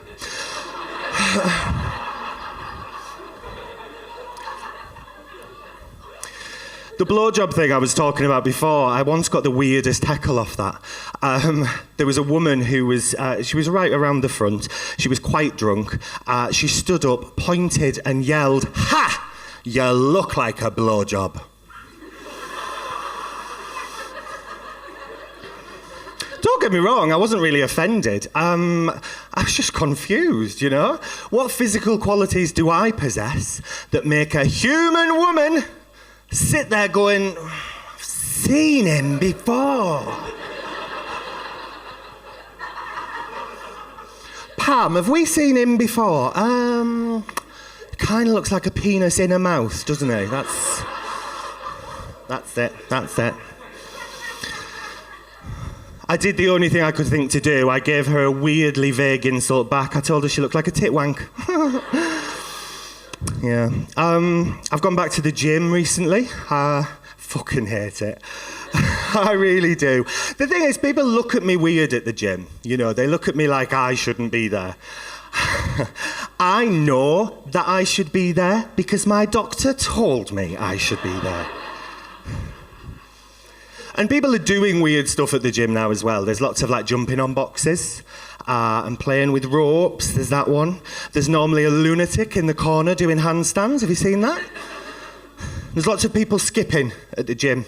Lots of people skipping. Lots of men skipping. And they're all really good at skipping. When did men get good at skipping?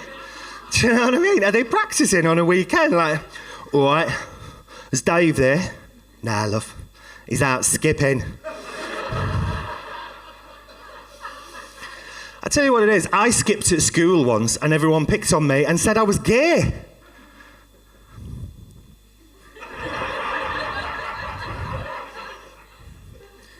I mean, I am gay, but not because of the skipping.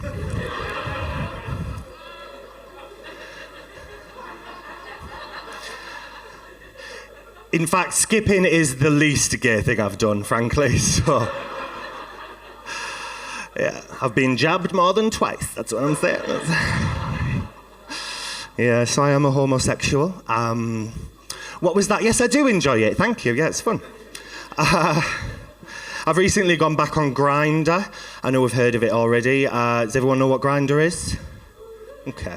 So if you don't know what Grindr is, it's essentially a gay dating app that is no more than a gay sex menu, is what it is. You just scroll through and pick the one you want. I'll have the narcissist with dick cheese, please.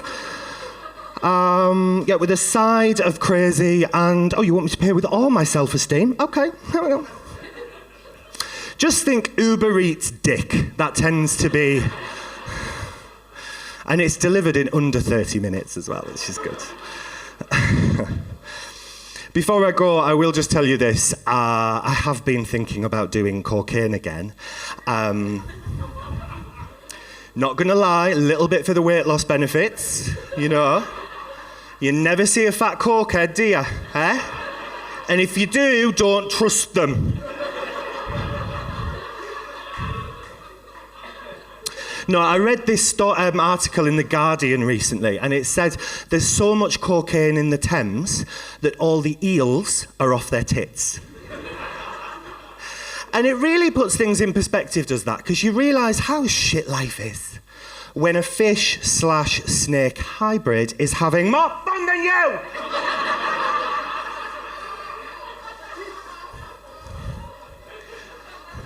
No, I do. I love this story, actually, because gay men love cocaine. They love it. So the eels are essentially just like the fancy gay men of the Thames. You know what I mean?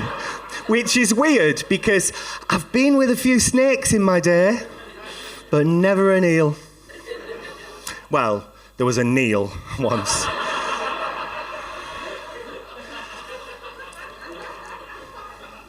But that's a whole chlamydia in the eye story, and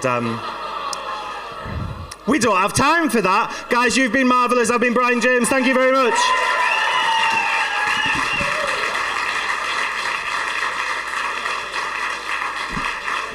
Brian James, brilliant, yeah. Whoa, tremendous stuff, eh? Yeah.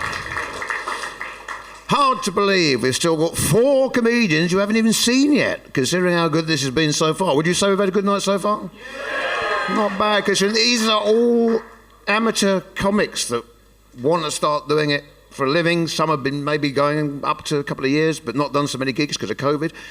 Others have literally been doing it months, so it's pretty amazing, wouldn't you say? I think so. Just me personally. I've been doing it 24 years. I shouldn't have said that because it really does make me look appalling by comparison. But it really shows what a great show it is, doesn't it? The standard is amazing. And I said 4 more to come. Not over yet. So we're going to have a break. We won't make it too long, 10 minutes, 15, and we'll be back with the last 4, and then we'll be having our guest act, David Eagle, previous winner, and announcing the results, which you want to hear. So let's give it up for the 4 acts you just seen, and we'll see you after the break. Thank you.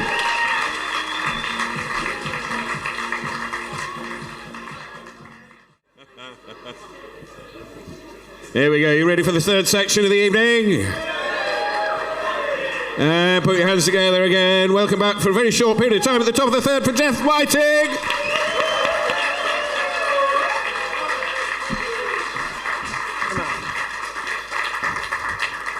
Yes, it's great to be back, and I will be doing, as Nick just hinted at, a relatively short time. We've got 4 more comedians to come, so we've got to keep it going, haven't we?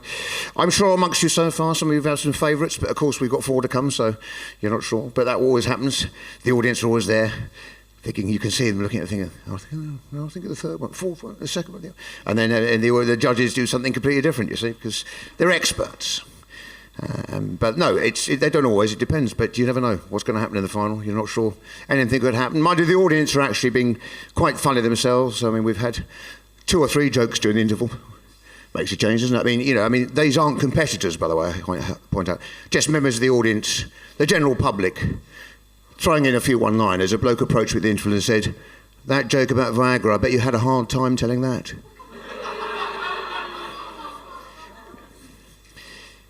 Would have been harder if I'd taken a 2nd tablet, to be honest. They're not as effective as they used to be, but I mean, all the same. Pro plus, what a combination. Anyway, so yeah, no, we'll mention a couple of things very briefly, and then we will carry on. And who amongst the audience? As I've asked, we haven't done the age range. Who is under 30? The under 30s? Anybody? Young Joe there. You may take the piss out of me all night, mate, but I'm half your age, mate. So, who's the winner? Mind you, I won't be affected by global warming. Well, I like you will, you see. Planet will be on fire by the time you're my age, mate. To light a cigarette, you'll just open a window and lean out. And swimming pools will be redundant. As I said, just pop out, get a boat, you'll be in your front garden. Do you know what I mean? The extreme weather is taking over, isn't it? It's a bit scary, really, isn't it? One woman loving the idea of global warming.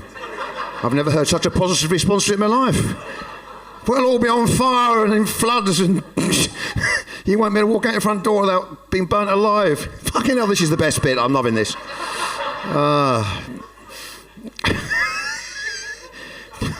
Normally doesn't get that reaction, but there we are. It doesn't matter. That's fine. So, and who's the older people here? Anybody over 40?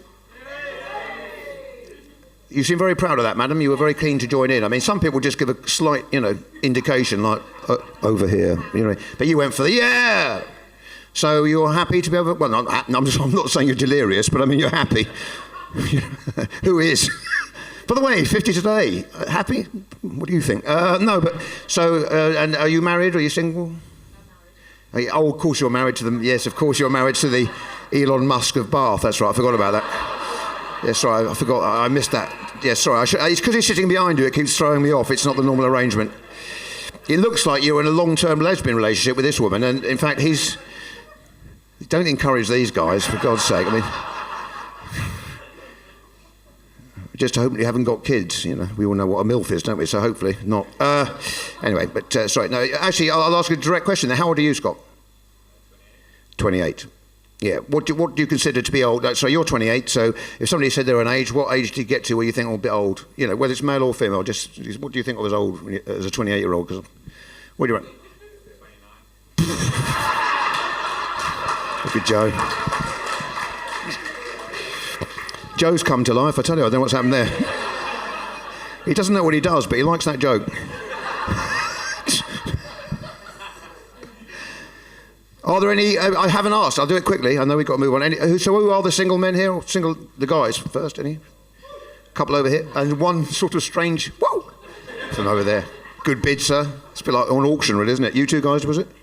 Yeah. And what's your name, my friend? Andrew, yeah, sorry, somebody coughed when you were saying Andrew. Sorry about that, I do apologise.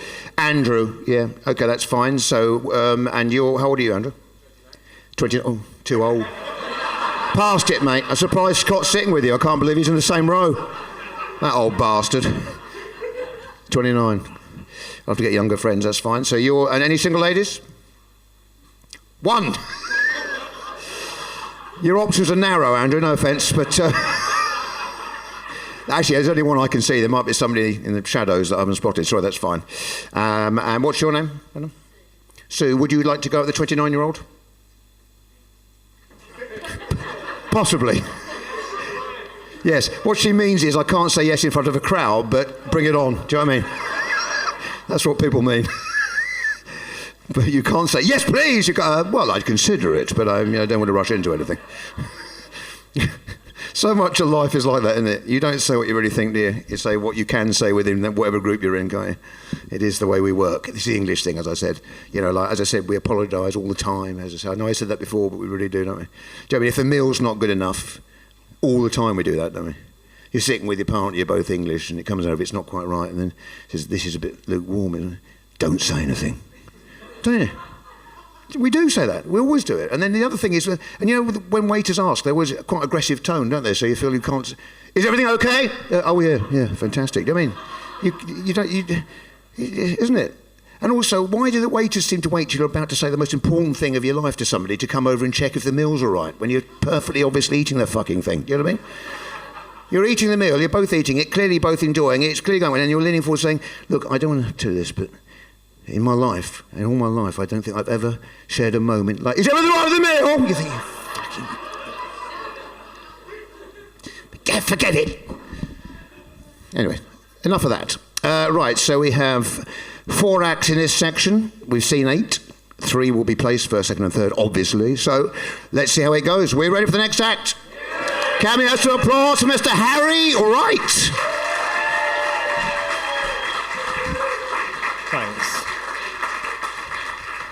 Thanks. Good evening. I'm gay and autistic, so I do like big butts and I cannot lie. That's how that works. I was diagnosed when I was quite little with homosexuality, not autism. That's not how that one works.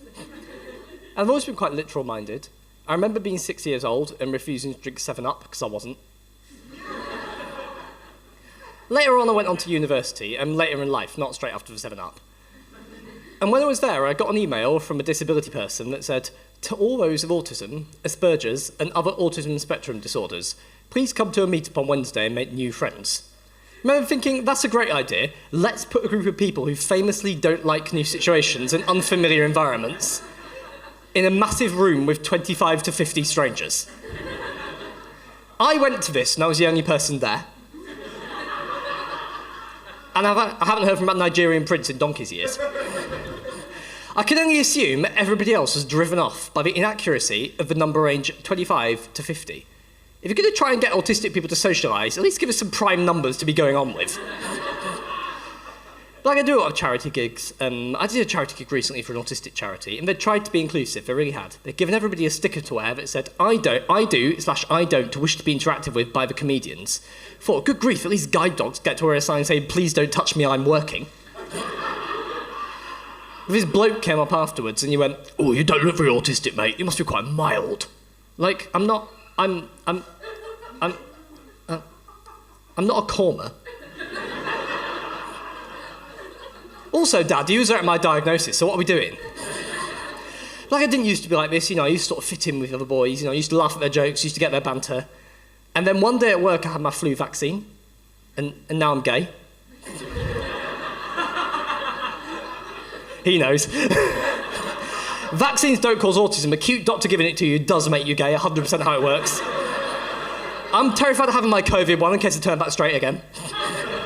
My friend Tom had his, he was a happy gay man, living in Brighton with his boyfriend. Now he's going to see Ed Sheeran live at Wembley and posting White Lives Matter on Facebook. It's a terrible ordeal.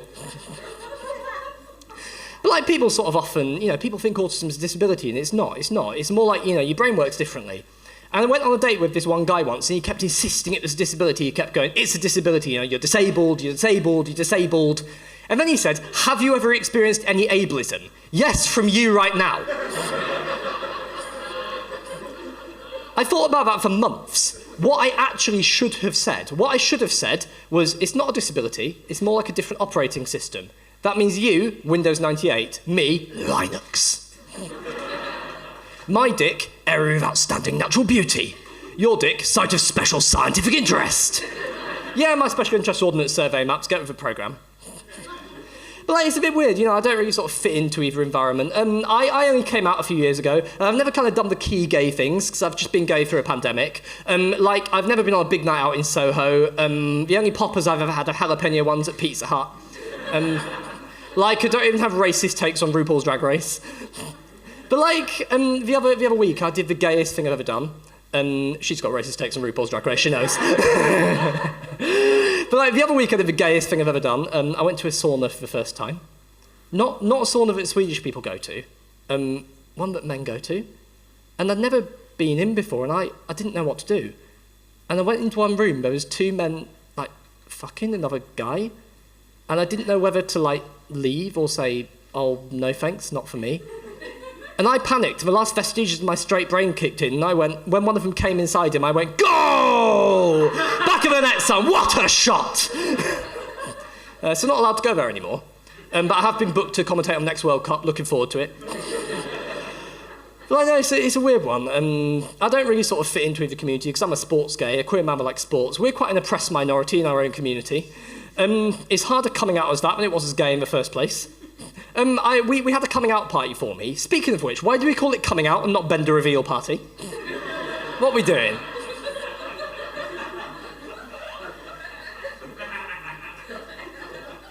A coming out party for sports gays is when you go down the pub to watch the boxing.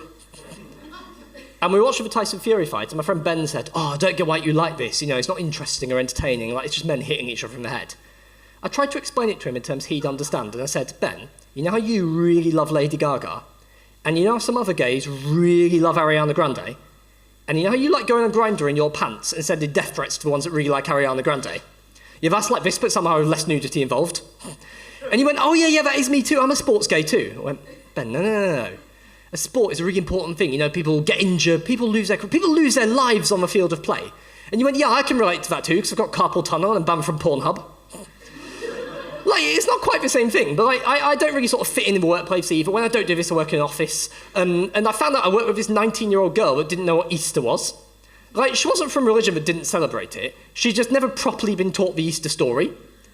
So I tried to explain, I'm 28, I still think I'm with it, and I tried to explain it to her in terms young people would understand. And I said, think of it like Craig David. Met a girl on Monday, took her for a drink on Tuesday, nailed to the cross on the Friday, and rose on Sunday. What I found out, 19-year-olds, too young to have heard of 7 Days by Craig David. I was let down. That was my favourite song growing up. He was my first, I think he was my first crush in some ways. But I read in the local paper recently that he's a Tory voter. Now that's fine, that's not my views. But Will Young's still Labour, and I think it's not so bad when one of your first two wanks still shares your politics 20 years on.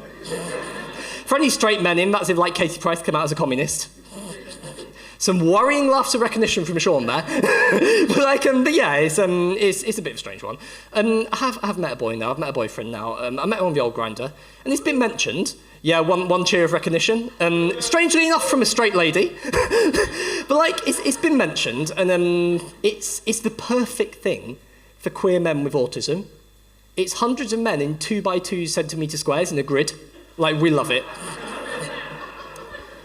But like when you're on this, you have to sort of write a little bit about yourself, sort of fill in what you're looking for. So I put no Tories, obviously, because you've got to. And this one lad messaged, and he said, I am right wing, but I've got a big cock, so you've got a choice to make. So I said the only thing I could say, prove it. So he sent me a photo of him holding his Conservative Party membership card. He said, never meet your heroes, that's how I hooked up with Craig David. But like, look, before I go, I'm from Yorkshire originally, despite sounding like me, and I'm going back up. I'm going back up for the first time since the pandemic, and I'm looking forward to getting back. I'm not really looking forward to seeing my dad, because he used to give me a lot of sort of mask advice to try and masculinise me, and none of it ever worked. The worst one, I'm learning to drive at the moment. I want to be the first gay to drive, it's a whole bit. And I went out on my own for the first time the other week. And I got to a dual carriageway, and guys, I panicked. I couldn't remember what to do, The cars were flowing in both directions. I started having a panic attack, and I started thinking back to all the lessons, everything he taught me, all the advice he'd given me over the years. The only thing I can remember was when in doubt, pull out. So I did and ran over a cyclist. All right, thank you very much, guys. Good evening.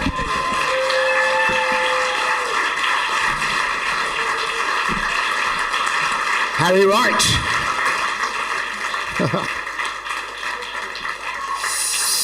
Oh, yeah. Only 3 more comedians to go. Starting to get a bit nearer the finale. People start to think who might win, whatever. So we're going to keep it going, as you might have guessed. So some more applause, please, and welcome our next comedian, Henry Whaley. Bath time! Yes! It's bath time! It's bath time! It's bath time! It is! It's bath time! What time is it? Oh, yes! I do that at every gig. Only makes sense here. How are you? I'm good, thanks. Keep making sure everyone's got their eye on the ball. I've realised since coming out of lockdown, I don't really like talking to large groups of people. Surprise. And I'm getting through that in a few ways. One of those is getting back into reading books. I had a bit of a problem with that until late. I've always sort of looked at the picture on the front of the book and formulated my assumptions about what's going on the inside of the book based on that fairly surface level judgment. I wish there was an easier way of saying that, really. So I got back into reading, basically, and I'm trying to read a book a week. Been reading this one recently, Immanuel Kant's Critique of Pure Reason. Anyone read that? Yeah, one. More than usual. Immanuel Kant's Critique of Pure Reason. I didn't even mean to read it on purpose. Turns out, book I was looking for is called Bridget Jones, The Edge of Reason. And that is a very different book. Don't go into this expecting a sequel to Bridget Jones. You're going to be sorely disappointed. I mean, Bridget Jones, so that was the first book that I read in my book a week. Have people read Bridget Jones's Diary? That's a really good book. I love that book. Did it make me laugh? A little bit, yeah. Did it make me cry? Too much, if anything. It's not actually a sad book at all. Should I have taken it to Grandad's funeral? No. Very inappropriate. But 10 out of 10 for me, Bridget Jones's Diary. Then I read this supposed sequel. Not sequel, we established that.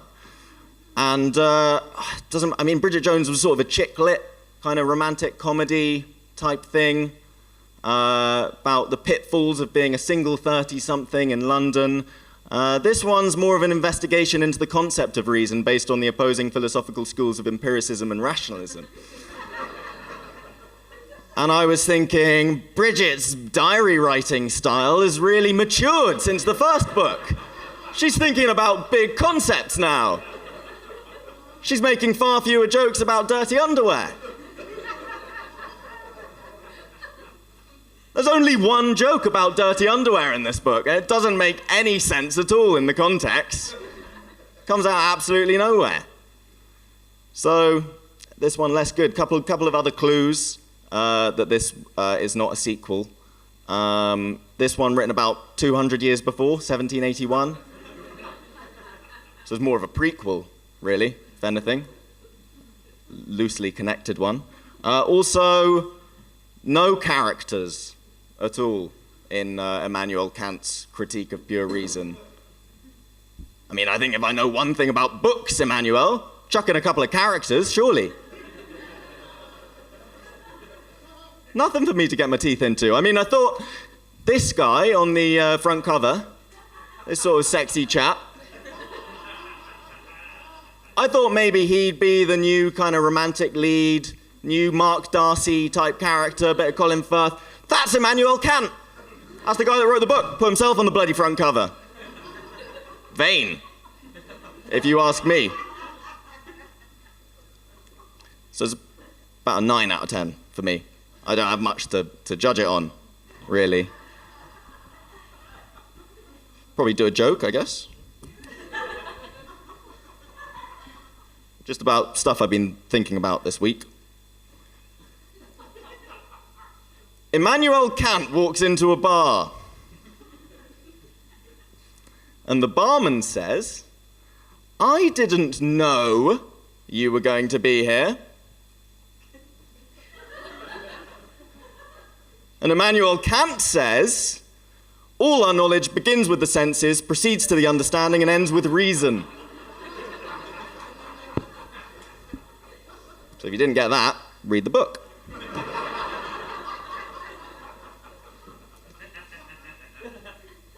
Another thing I've been doing to sort of ease my way back in with people is I've got very into waxworks.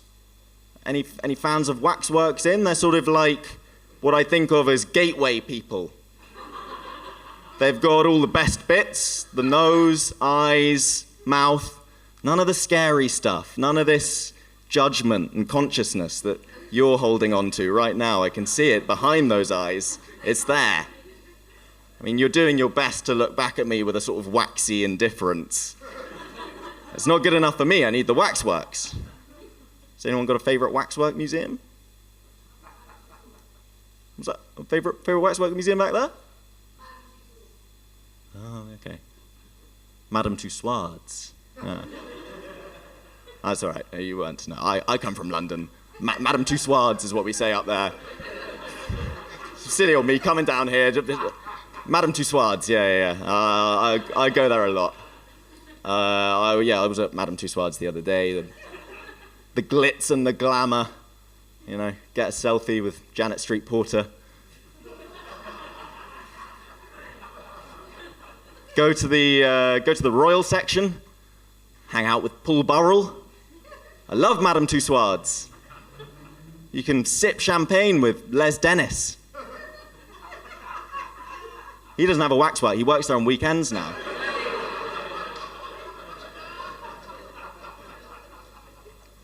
I love it down in Madame Tussauds. That's about it from me. I've been Henry Whaley. Thank you very much.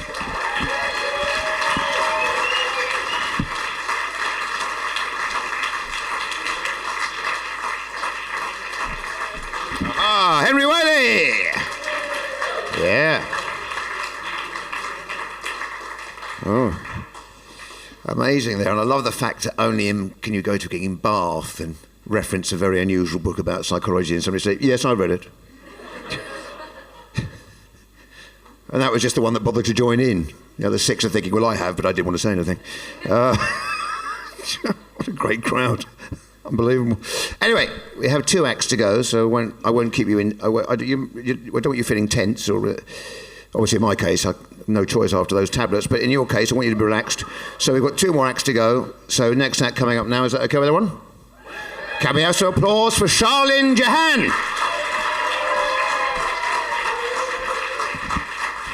Hi, guys. So I'm Charlene. I'm British, Bangladeshi, Canadian.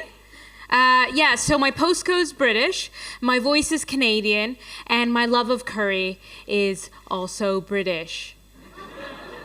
Yeah. By the way, can everyone see me? I'm 4'11". Is anybody else a child? Good. Good. So I had a sexual experience the other day. Yeah. But afterwards, the guy had some feedback. Yeah. Feedback. Yeah, and it wasn't the good kind. It wasn't like he rolled over afterwards and said, "Yeah, we did it. We just touched butts." I always hope that's going to happen one day. No, it was negative feedback. So I'm just going to tell you what he said. He said that he thought the color of my nipple was wrong.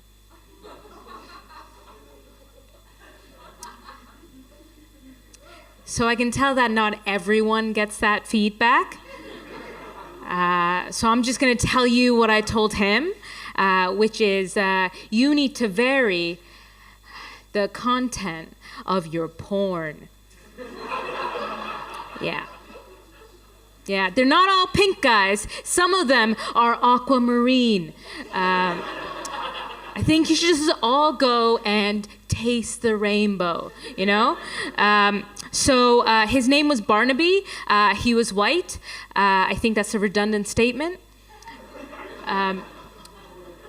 So I could kind of understand why he didn't know about, but like there's so many sexy women of color on television, right? So many, like Avatar,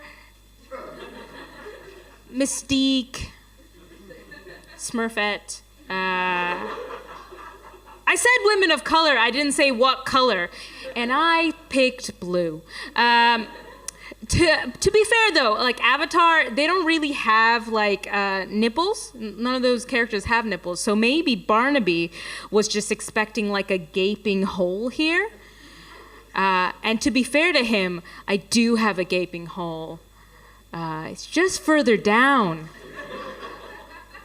You guys are nice. You guys are super nice. So I'm Muslim. Any fans? A lot of nervous fans.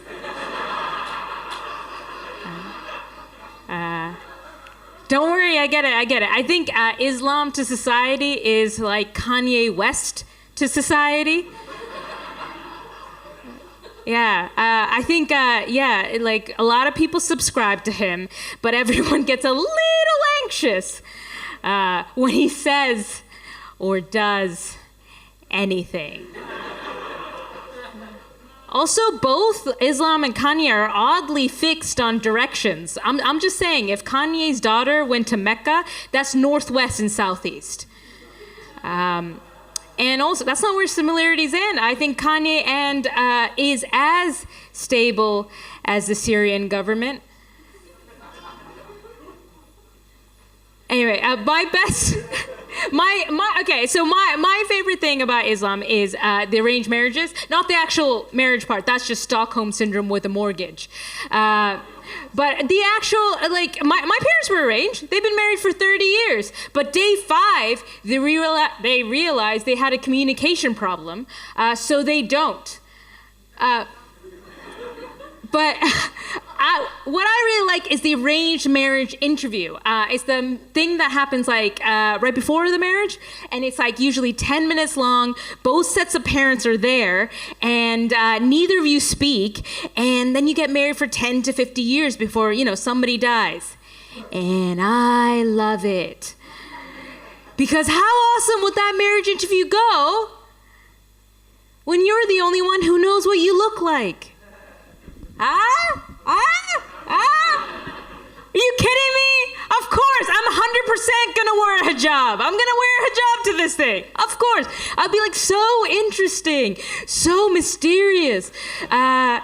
It's the only marriage situation when somebody could ask for your hand, literally just to see something. Anyway, I love it because then I could, here I am in my hijab, and then I could see my fiance, or would-be fiance, do the only thing he could possibly do at that moment in time, right? Squint really hard at the only person he could see in the room, my dad, and see if he'd fuck him.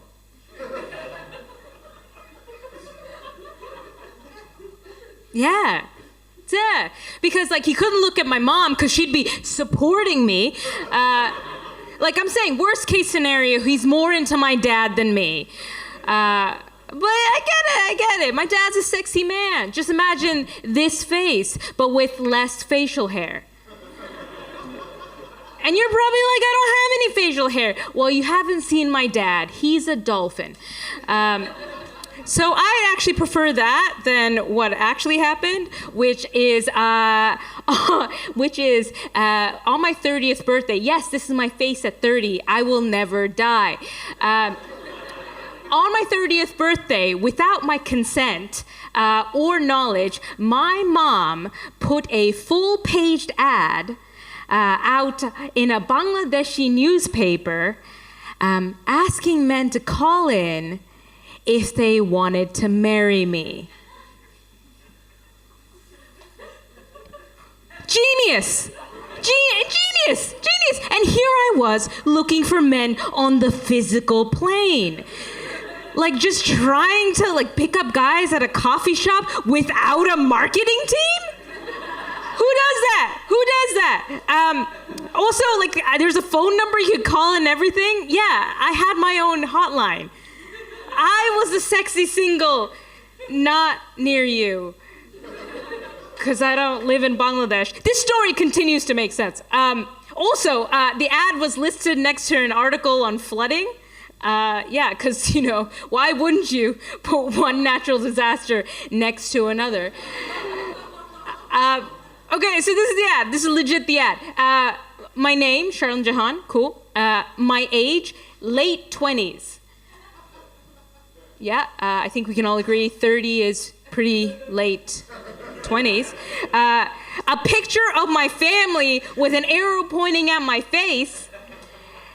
And my dad's profession, a teacher.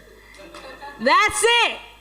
Yeah, but I think we can all agree, right? Like it's, I mean, like, don't you hate it when you fall in love with somebody and you hate their dad's job? Gotta murder them. You gotta get out of there. Anyway, I will tell you, 100 men called in. Yeah. A significant amount just wanted a job from my dad. But 5 just wanted to fuck him. So, you guys have been great. Thank you so much.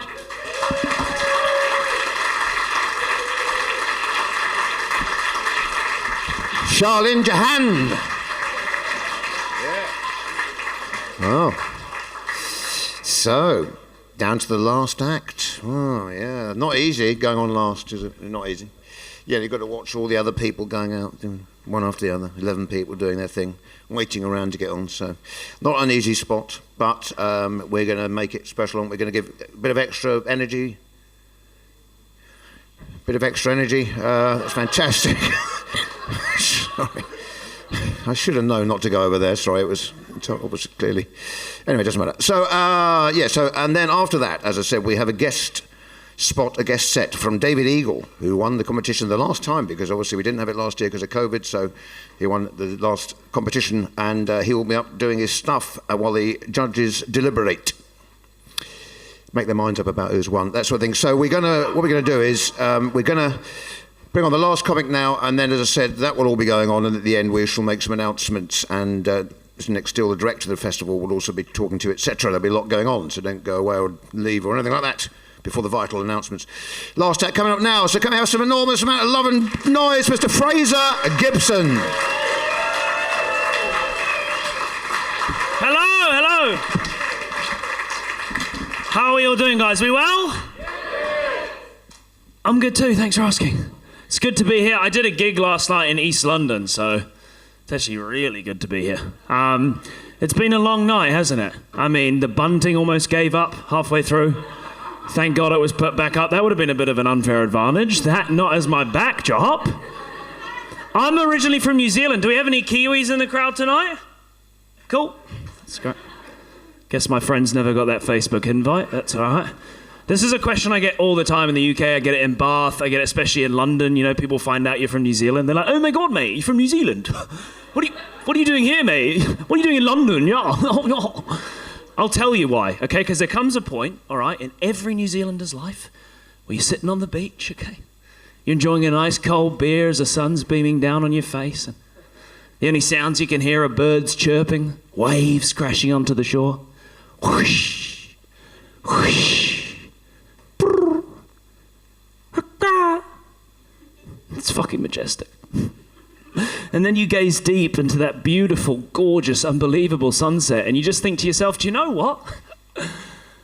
I want to move to a one-bedroom flat in Hackney. Such a fair question. What the fuck am I doing here? Like, my place is so small, I can literally shave, iron, rub one out, and watch the Olympics all at the same time. I'm just getting ready for work, just like, Jesus. Those Chinese can really play ping pong, can't they? That's so fucking unbelievable. But I want to move to Bath because I want to have that accent. I want to pronounce it Bath like it's supposed to be. And that's what happens when I go to a place, I live in a place, I start to develop the accent. Like when I lived in East London, started to talk like an East Londoner, started saying all the phrases even though I have no idea what they mean. Like, do one! Oi, fucking do one! I don't even know what I want you to do. Apparently do it once, I don't... Or like I walked past a pub one time, right? Walked past a pub, saw a 14-year-old kid in a pub, right? He's watching football, his team scores, and he goes, fucking get in, my son! Fucking get in, my son! And I remember thinking, he doesn't have any kids? What the... Actually, to be fair, he probably does. But they're not playing in the Premier League, that's for damn sure. You all right? That's how they say hello, by the way. You all right? It's not even are you all right? It's only 4 letters, U-O-Y-T. You all right? The funniest is when they delay the T. They'll be like, how you doing, mate? You all right? The funniest is the women. They'll delay it even more. They'll be like, oh, hello, Tracy. How you doing? You all right?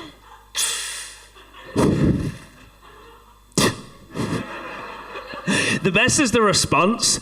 Amazing response. I'm actually going to get everyone to say, you all right on 3, and then I'll give you the classic East London response, all right? So, you all right on 3? 1, 2, 3. You all right? Yeah, you. Has anyone ever seen Towie that only wears Essex? Amazing. If you haven't seen it, reality TV show, right? Everyone has that kind of an accent. They're all from Essex, right? Basically, the reason I bring it up is because there's an absolute legend on the internet that clipped all the greetings from that show. So it was literally a 10-minute compilation video on YouTube that was just like, you all right? Yeah, you. I watched that video so many times, I turned it into my own dubstep remix. It went like this. You all right? Yeah, you. You all right? Yeah, you. You all right? Yeah, you.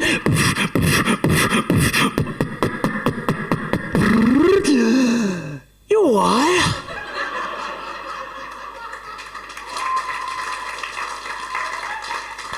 Yeah, you. Yeah, I don't... I've got a lot of time on my hands. COVID's been real tough for me, that's for sure. That's actually, the reason I want to come tonight, Not to win Bath New Act, the prize money. I'm really broke.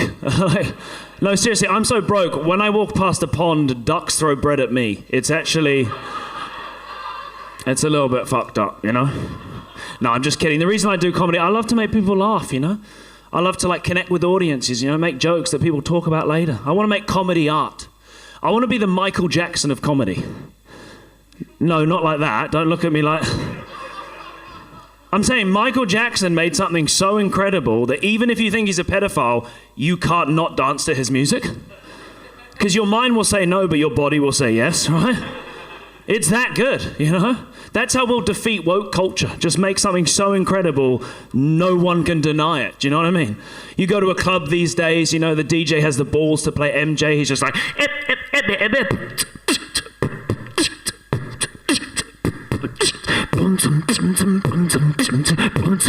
You'll see some dude in the crowd like, oh my god, is that Michael Jackson? I'm not dancing to that, mate. Mate, he's a fucking pedophile.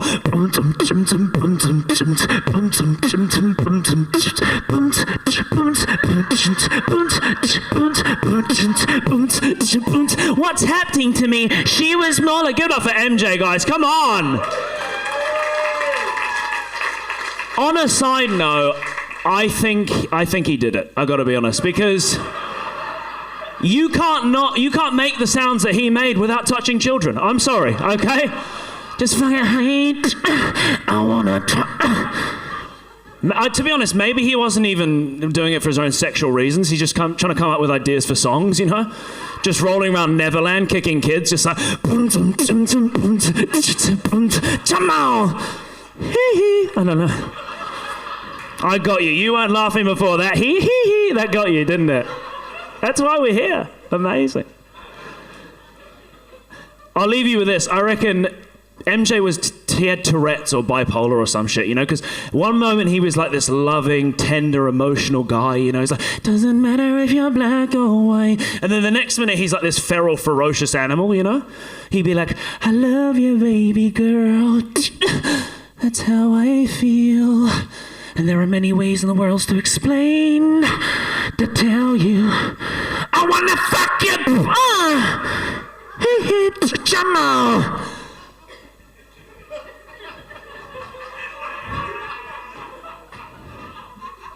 Thank you, guys. I've been Fraser. You've been an amazing crowd.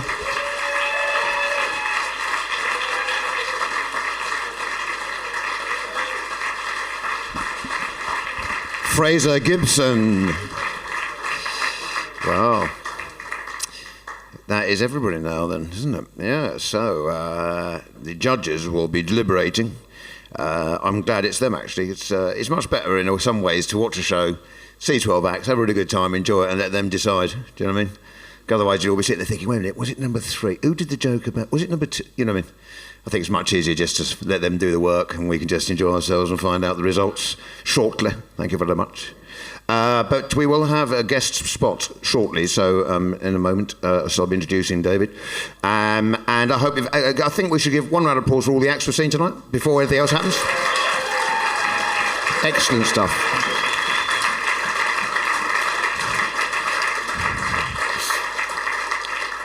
Safe to say, pretty good all round, wasn't it, really? I mean, that's amazing, as I said, considering they're all, you know, as I said, it varies a bit, but they're all pretty new, you know, some a bit newer, but all... I think there was one act on the show tonight doing their 6th ever gig. Can't say who it is, but there was somebody doing their 6th ever. That is a nightmare, as you can tell. It's not Nick, by the way, performing. He's the festival director. It's David. As you might have gathered from the arrangements, who do you think's performing? I think it's the one with it's him. So David's a great guy. As I said, he's back. He had a fantastic experience winning the final last time round. He's going to do some stuff for you while the judges deliberate. So I'll hand you over to David Eagle. A little bit nervous. It's only my 6th gig. Yes, hello, Beth. That's right. Your hero has returned. Yes. Can anyone actually remember me? I can't remember what I did last time. Did I do the blind character act? Was I pretending to be blind? I can't remember. I feel it's incumbent on me to be particularly good, because if I'm shit, then essentially it just discredits the entire competition, doesn't it? But I should probably mention, just for the finalists, this for the people out there, the other comedians, just might be thinking, what can we have to look forward to? After I won Bath Comedy Festival, the Bath Echo said, you will be seeing David Eagle live at the Apollo very soon, guaranteed. Spoiler alert, that hasn't happened yet. I'll tell you my last gig. In fact, I didn't do any gigs for 2020. I don't know what happened there. Oh dear. But the last gig that I did was a couple of nights ago, and it was in a rowdy, rough pub in Kent. And the gig ended when a bloke threatened to kick the shit out of me. And someone then waded in and went, "You can't, mate, he's blind!" As if that was the only problem that he had with the whole thing. It would have been absolutely acceptable apart from that. Anyway, I might start telling the story of why the bloke wanted to kick the shit out of me and see if anyone wants to kick the shit out of me tonight. But I very much doubt that's going to happen. Bath is much posher. I remember the last time I was here a couple of years ago in Bath, and we were me and my fiancée were on a bit of a walk, and we saw 2 Arga shops within 50 metres of each other. I have no idea why you need someone. Give me a cheer if you've got an Arga. Well, there's 2 people. There you go. Well, it's literally 2 people. I wonder if you both went to the same Arga company. That would be a bit... There we are. Maybe we should get them up on stage, the 2 Arga shop owners. They could have a roast battle. Anyway. Note to self, don't do the Arga stuff live at the Apollo. It's going to happen very soon. Anyway... Wake up, Rover, it's time to die. Look up into the darkening sky. You've been my pet for many fun years, but now I've got a task that'll cause you tears. Your days of warmth and security are through, because I've got another use for you. I'm afraid it's not quite as nice. You're gonna be a pet sacrifice, because I'm killing my dog. I'm killing my dog. I'm killing my dog for Satan. I'm killing my dog. I'm killing my dog. I'm killing my dog for Satan. Join in if you know it. We've had you since you were a puppy, and boy, how you've grown. But now, was that your dog impression there? Hey, you want to be careful doing that in front of me, my friends. There's a reason why guide dogs wouldn't accept my application. I thought the sign said, touch me, I'm working. Anyway... We've had you since you were a puppy, and boy, how you've grown. But now it's time to leave the safety of your family home. Put down that chew toy, leave go of that bone. There's no one you can call, there's no one you can phone. And even if you could call someone, they wouldn't get here in time. Anyway, who would you call? K999? I would have done that kind of quality stuff 2 years ago, you see? That's what experience gives you, finally. So, you've always been such a friendly, faithful chihuahua, but now I'm offering up your soul for the devil to devour, because I'm killing my dog. I'm killing my dog. I'm killing my dog for Satan. I'm killing my dog. I'm killing my dog. I'm killing my dog for Satan. Middle 8.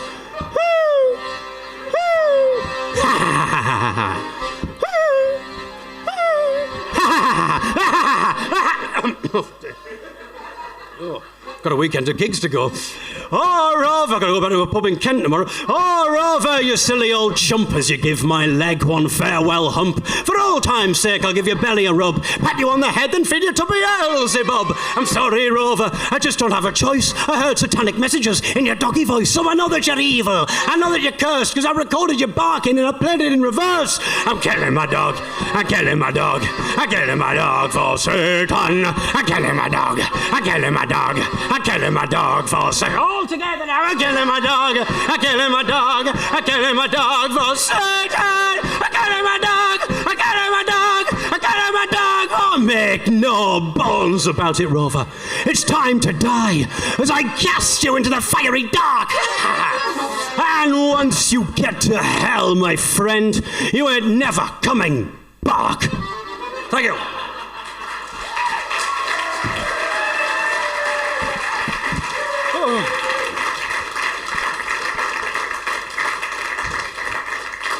Yes, so I think the last time I was here, I was talking about blindness, and when I started doing comedy, actually, I didn't want to talk about being blind, but I was sort of forced into it because, people keep wanting to kick the shit out of me, and I thought, well, I need an excuse to get out of it. But anyway, the reason I talk about it is because if I don't talk about it, then I can hear people in the audience. They would whisper to their friends, trying to work out whether I was blind or not. And they thought they were being discreet and inaudible, but of course, being blind, I've got the superhearing ability of a bat. Which actually comes in quite handy, because I bloody love killing moths. Oh, we've all developed hobbies over lockdown, haven't we? Some people banana bread, other people moth baiting. There's different strokes for different folks. That's another one of my hobbies. Couldn't do that with social distancing, though. So I found with the whole blindness thing, it's best to just address the elephant in the room, which if you're blind, you do by sense of smell. It is true what they say about heightened senses. People say if you're blind, you must have better hearing, you must have a better sense of smell. Yes, that is true. I did have COVID recently, and I did lose my sense of smell, but it didn't really affect me too much. I just lost the power to smell nuance and ennui. Other than that, largely unaffected. I'll prove I've got a good sense of smell tonight. I've got a Frenchman in tonight. I've just arrived. I don't know we yet. Oh, I thought I could smell something. I tell you what, in fact, let's sing a song for our French friends. I'm going to warn you, this is the song that I didn't get to sing at the last gig that I did because someone said they were going to kick the shit out of me. Let's see how far we get this time.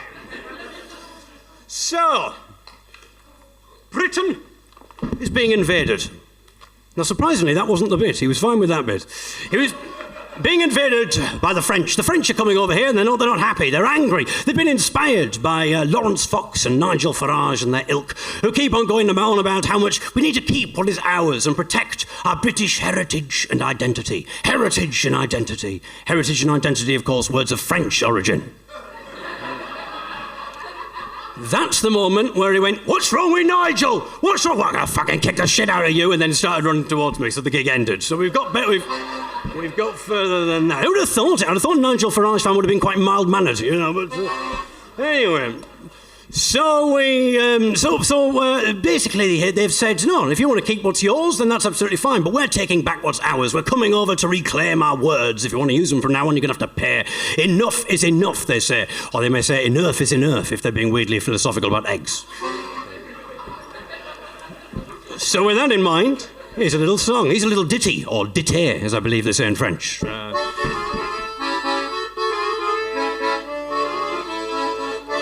England was a French, and we're taking back our words. England was a French, and we're taking our words back. And our French friend there will immediately know which part of France I'm doing there with the accent. Where am I doing, my friend? South of France, yeah. You could be a little bit more specific. I'm thinking more postcode. My accent is pretty well refined. But anyway, there's a boat coming over the channel wide, fueled by anger and national pride. You've been using our words completely for free. That seems a little unfair to me. So I stood for Parliament, we had a vote, and that is why I am steering this boat to England's shores, our words to reclaim. If you use them from now on, then you will be paying. Our relationship will be hard for you. You can't have a liaison or rendezvous. You can't be a bachelor or fiancé unless you don't mind throwing money away. England was a French, and we're taking back our words. England was a French, and we're taking our words back. Me and Jacob Rees-Mogg had a rendezvous. I told him what I was planning to do. I thought that my throaty was going to leap, but no, to be honest, he just fell asleep. I was blistering satire when I wrote it a year and a half ago. I met Boris Johnson, who said to me, "That cannot be." "Yes, it can, Boris, and you've just incurred a fee. Those noises you make seem a bit French to me." "But I am a dancer. I do ballet." "Well, that is a French word, my friend, so you'll have to pay." "But I couldn't endure the financial strain." "Then go work in cyber. It's time to retrain." England was a French, and we're taking back our words, you heard. England was a French, and we're taking our words back. So don't eat a baguette, don't date a brunette, don't eat salad, especially with vinaigrette. Don't stay in a hotel or maisonette, and I hope you're not planning to read a gazette. And you can't read a novel or watch television. You can't play lacrosse or have optimism. You can't use a machine or have a massage. And you can't use French surnames like Farage.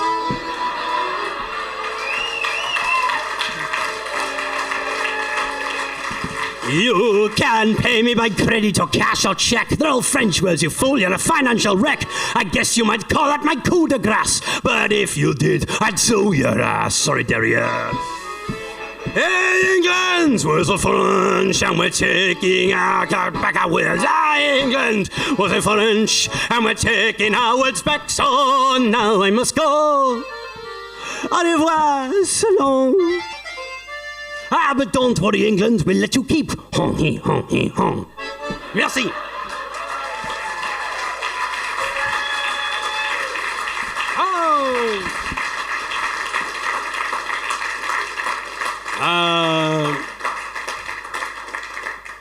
As I may have said last time, one of the other reasons for talking about blindness, I don't think I did tell you this because it hadn't happened at this point. The rather demoralising experience of knowing that one of the reasons I have to talk about the blindness when I'm on stage is because if I don't talk about it at the gig, people will take it upon themselves to Google. And I know this because Google tells me the most popular searches that take people to my website. The most popular searches for my name are David Eagle Blind, David Eagle Disability, or my personal favourite, What's Wrong with David Eagle?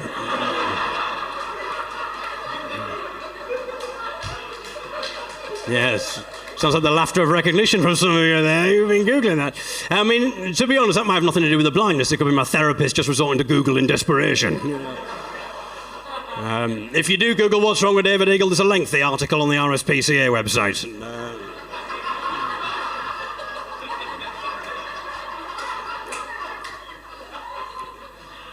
But one of my reasons for talking about the blindness as well is because actually being blind's pretty good for comedy because all sorts of weird things just naturally happen on a daily basis. And I'm just talking about the simple, everyday, humdrum stuff here that's turned into these crazy dramas like every single time I get into the car and drive.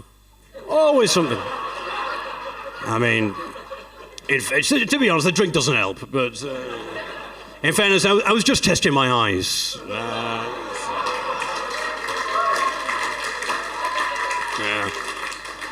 I mean, weirdly, that's not the most reckless driving story we've had tonight, is it? But there we are. But I'm also feeling rather giddy tonight, actually. I'll just tell you the reason for this is because the most recent drama in my life, which should be the most humdrum thing, is drinking water. Because yesterday I got a letter from Sheffield Council. I live in Sheffield. I don't just subscribe to the newsletter for shits and giggles.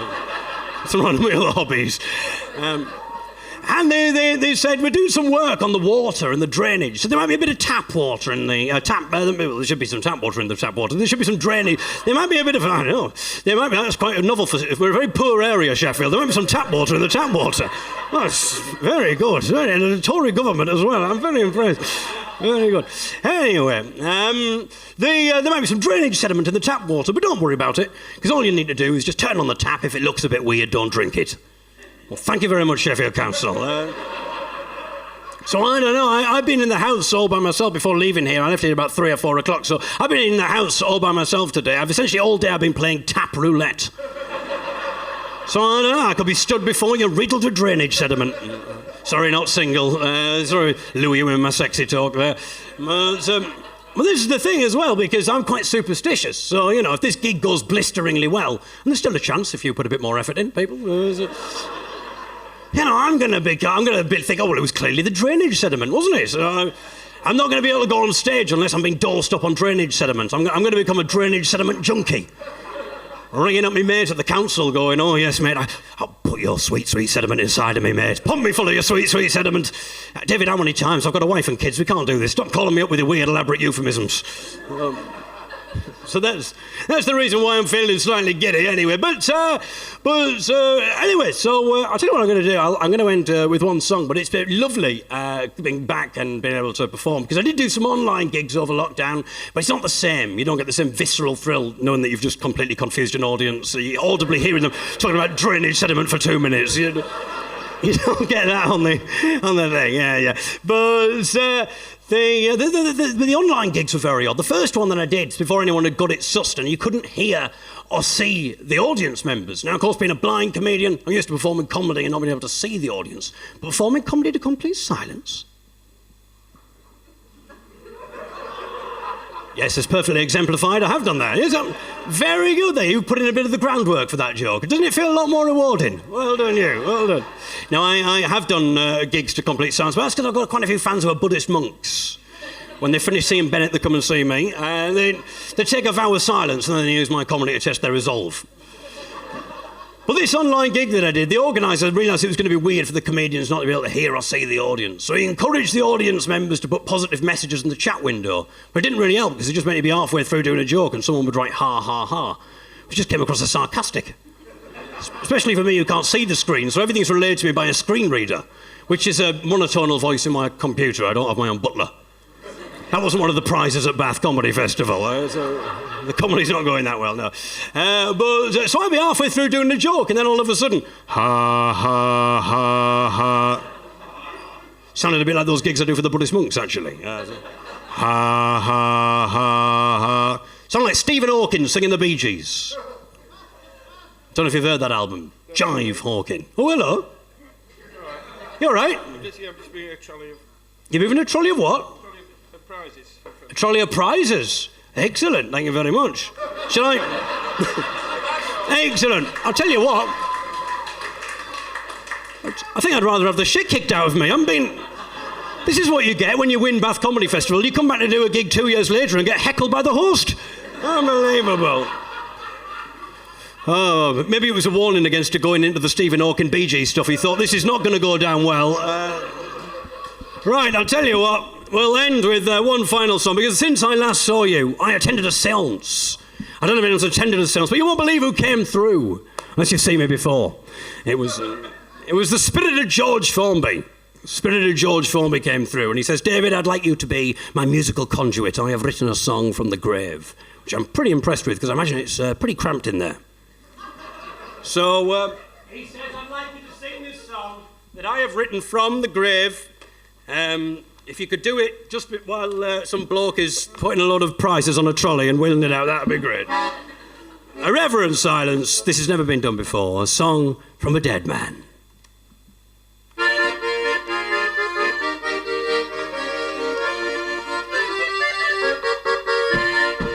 Now, I am not computer lit, but I thought I really best try it, so I bought myself some computer kit, and I started using Windows.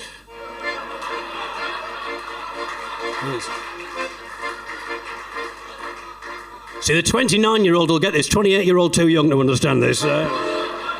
Now I am just a regular guy and we all get urges by and by, so I thought I'd give some porn a try since I started using Windows. So I took myself to Google, searched and find me something mucky. In the search box I typed boobies and clicked I am feeling lucky. The things I saw upon my screen, people doing things obscene, dirtier than a latrine. I'm glad that I got Windows. Oh, I saw bare-breasted ladies, nice and tanned, lesbians loving on the sand. I wish I could lend them a hand, but I'm just here home on Windows. I don't know what I'm doing, and that just can't be denied, which is how I've accidentally ordered myself a Thai bride. I sit and watch pornography, and you might say ironically, what I do is not PC when I'm using Windows. Mr. Well-hung, Miss Dirty Whore, cavorting wildly on the floor. Hang on, that's Bill and Sue next door. They've also just got Windows. I can't believe it. Bill and Sue, you should see them, Bill and Coo. You'd be surprised at things they do when they're using Windows. I met a girl on online chat, a lovely lass from Pontefract. She said that she'd do things like that, like the things I've seen on Windows. I got an instant message saying that she was being webcammed. I'm not computer savvy, so I didn't understand. But I clicked on that link anyway, and what I saw, well, I will not say, but I can watch that girl do that all day. I'm using Windows. No longer do I need my porn mag stashed up in the loft. When I switch on Windows, let me tell you, I'm not Microsoft. My wife, she doesn't seem to care that I spend all night on the computer. She thinks I'm playing solitaire when I'm using Windows. As I said before, I'm not computer lit, so I don't really know how I did it. But now I'm really in deep shit, because when I log on to Windows, that girl's naked photo is my desktop image. Oh no, when my wife sees this, her top she'll blow when she logs on to Windows. I've tried pressing the delete key, but that photo just won't go, you see. I can't get it off, ironically. Bloody stupid Windows. I don't know what I'm doing. Christ, I need an IT saviour, because somehow I've got two hairy naked blokes as my screensaver. Hang on, is that Nick and Jeff? What? And what are they doing on that trolley? Trolley full of prizes, isn't it? Computers, I don't have the knack. I can't get my old desktop picture back. Bloody hell, I think I better get a Mac and give up using Windows. Hiya!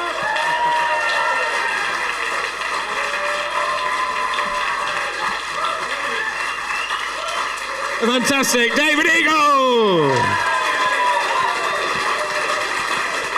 Thank you, David, for coming all this way for no pay. No pay. Jeff, are you coming back to stage? He's there. Watch out for the trolley. You've come the wrong way. I'm going to give the secret bit of paper to Jeff. The judges have been deliberating. It's been a very hard decision, as always. I'll let you take over from here for a bit, Jeff. Right, okay, in reverse order. I think it's correct, isn't it? Yes, so, in reverse order, as we do in these things. So, the results from the judges are, in third place is Charlene Jahan. Come up. If you could come to the stage. Charlene Jahan could come to the stage.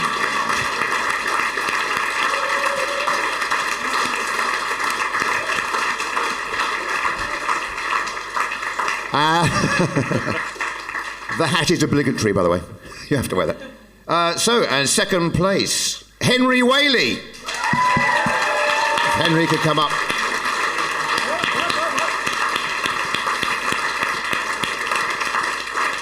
Henry Whaley in second place tonight. Some marvellous stuff. And the winner of the Bath New Actor of the Year competition 2021 is Bennett Cavanaugh.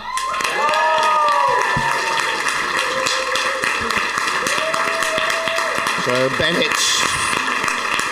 You don't have to bring the keyboard, just yourself. And as you have noticed, the contestants are in order of height. Very well calculated to have the tallest last. That's fantastic.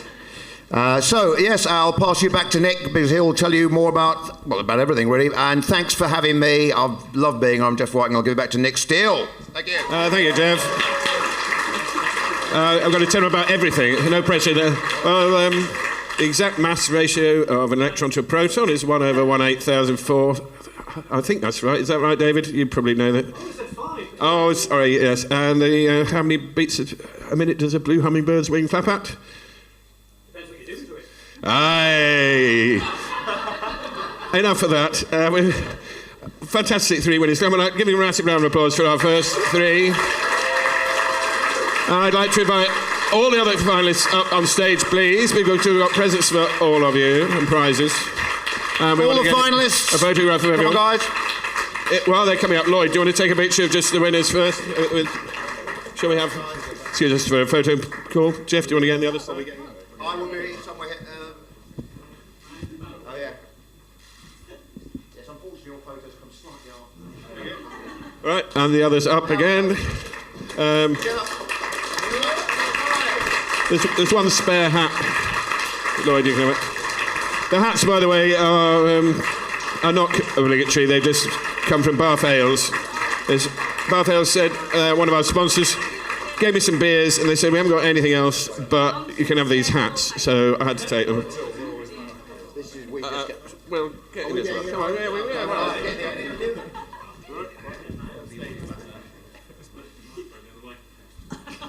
Is it because of me?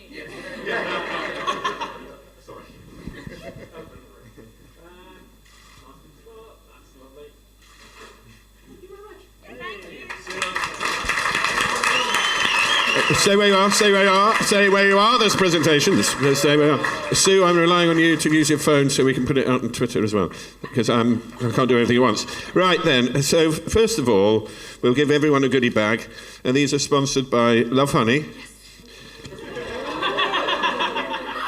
and Bath Ales. So you get a bottle of beer, and then you can use something else other than the bottle for other things.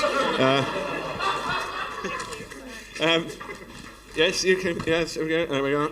We'll get down to the first prize once we've given everyone a bottle. Talk amongst yourselves. No.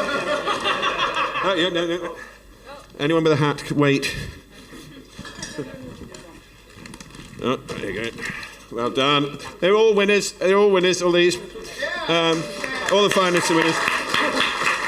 To get this far in what's becoming quite a prestigious competition, to get this far is very, very well done.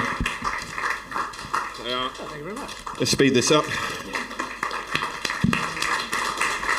Well done.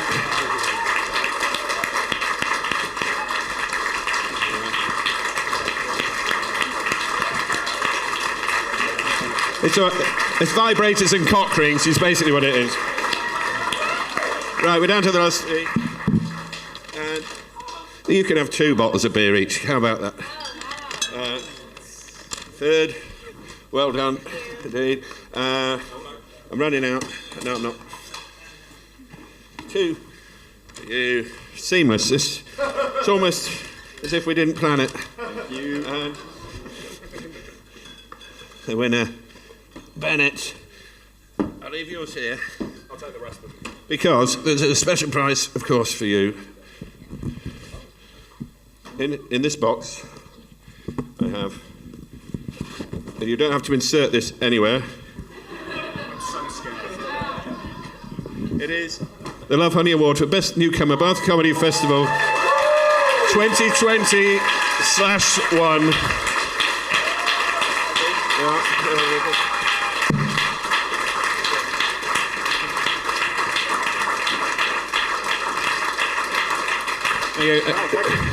Well done. It's just like the Euros.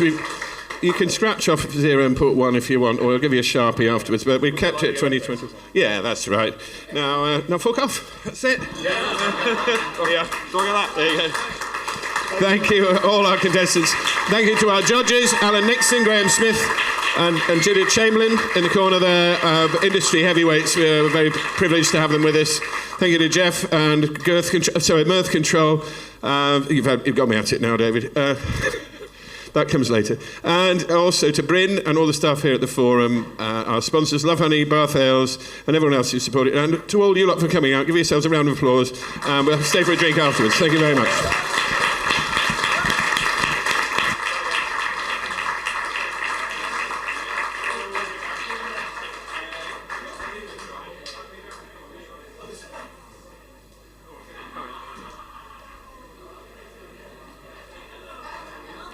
Have some house lights up, please.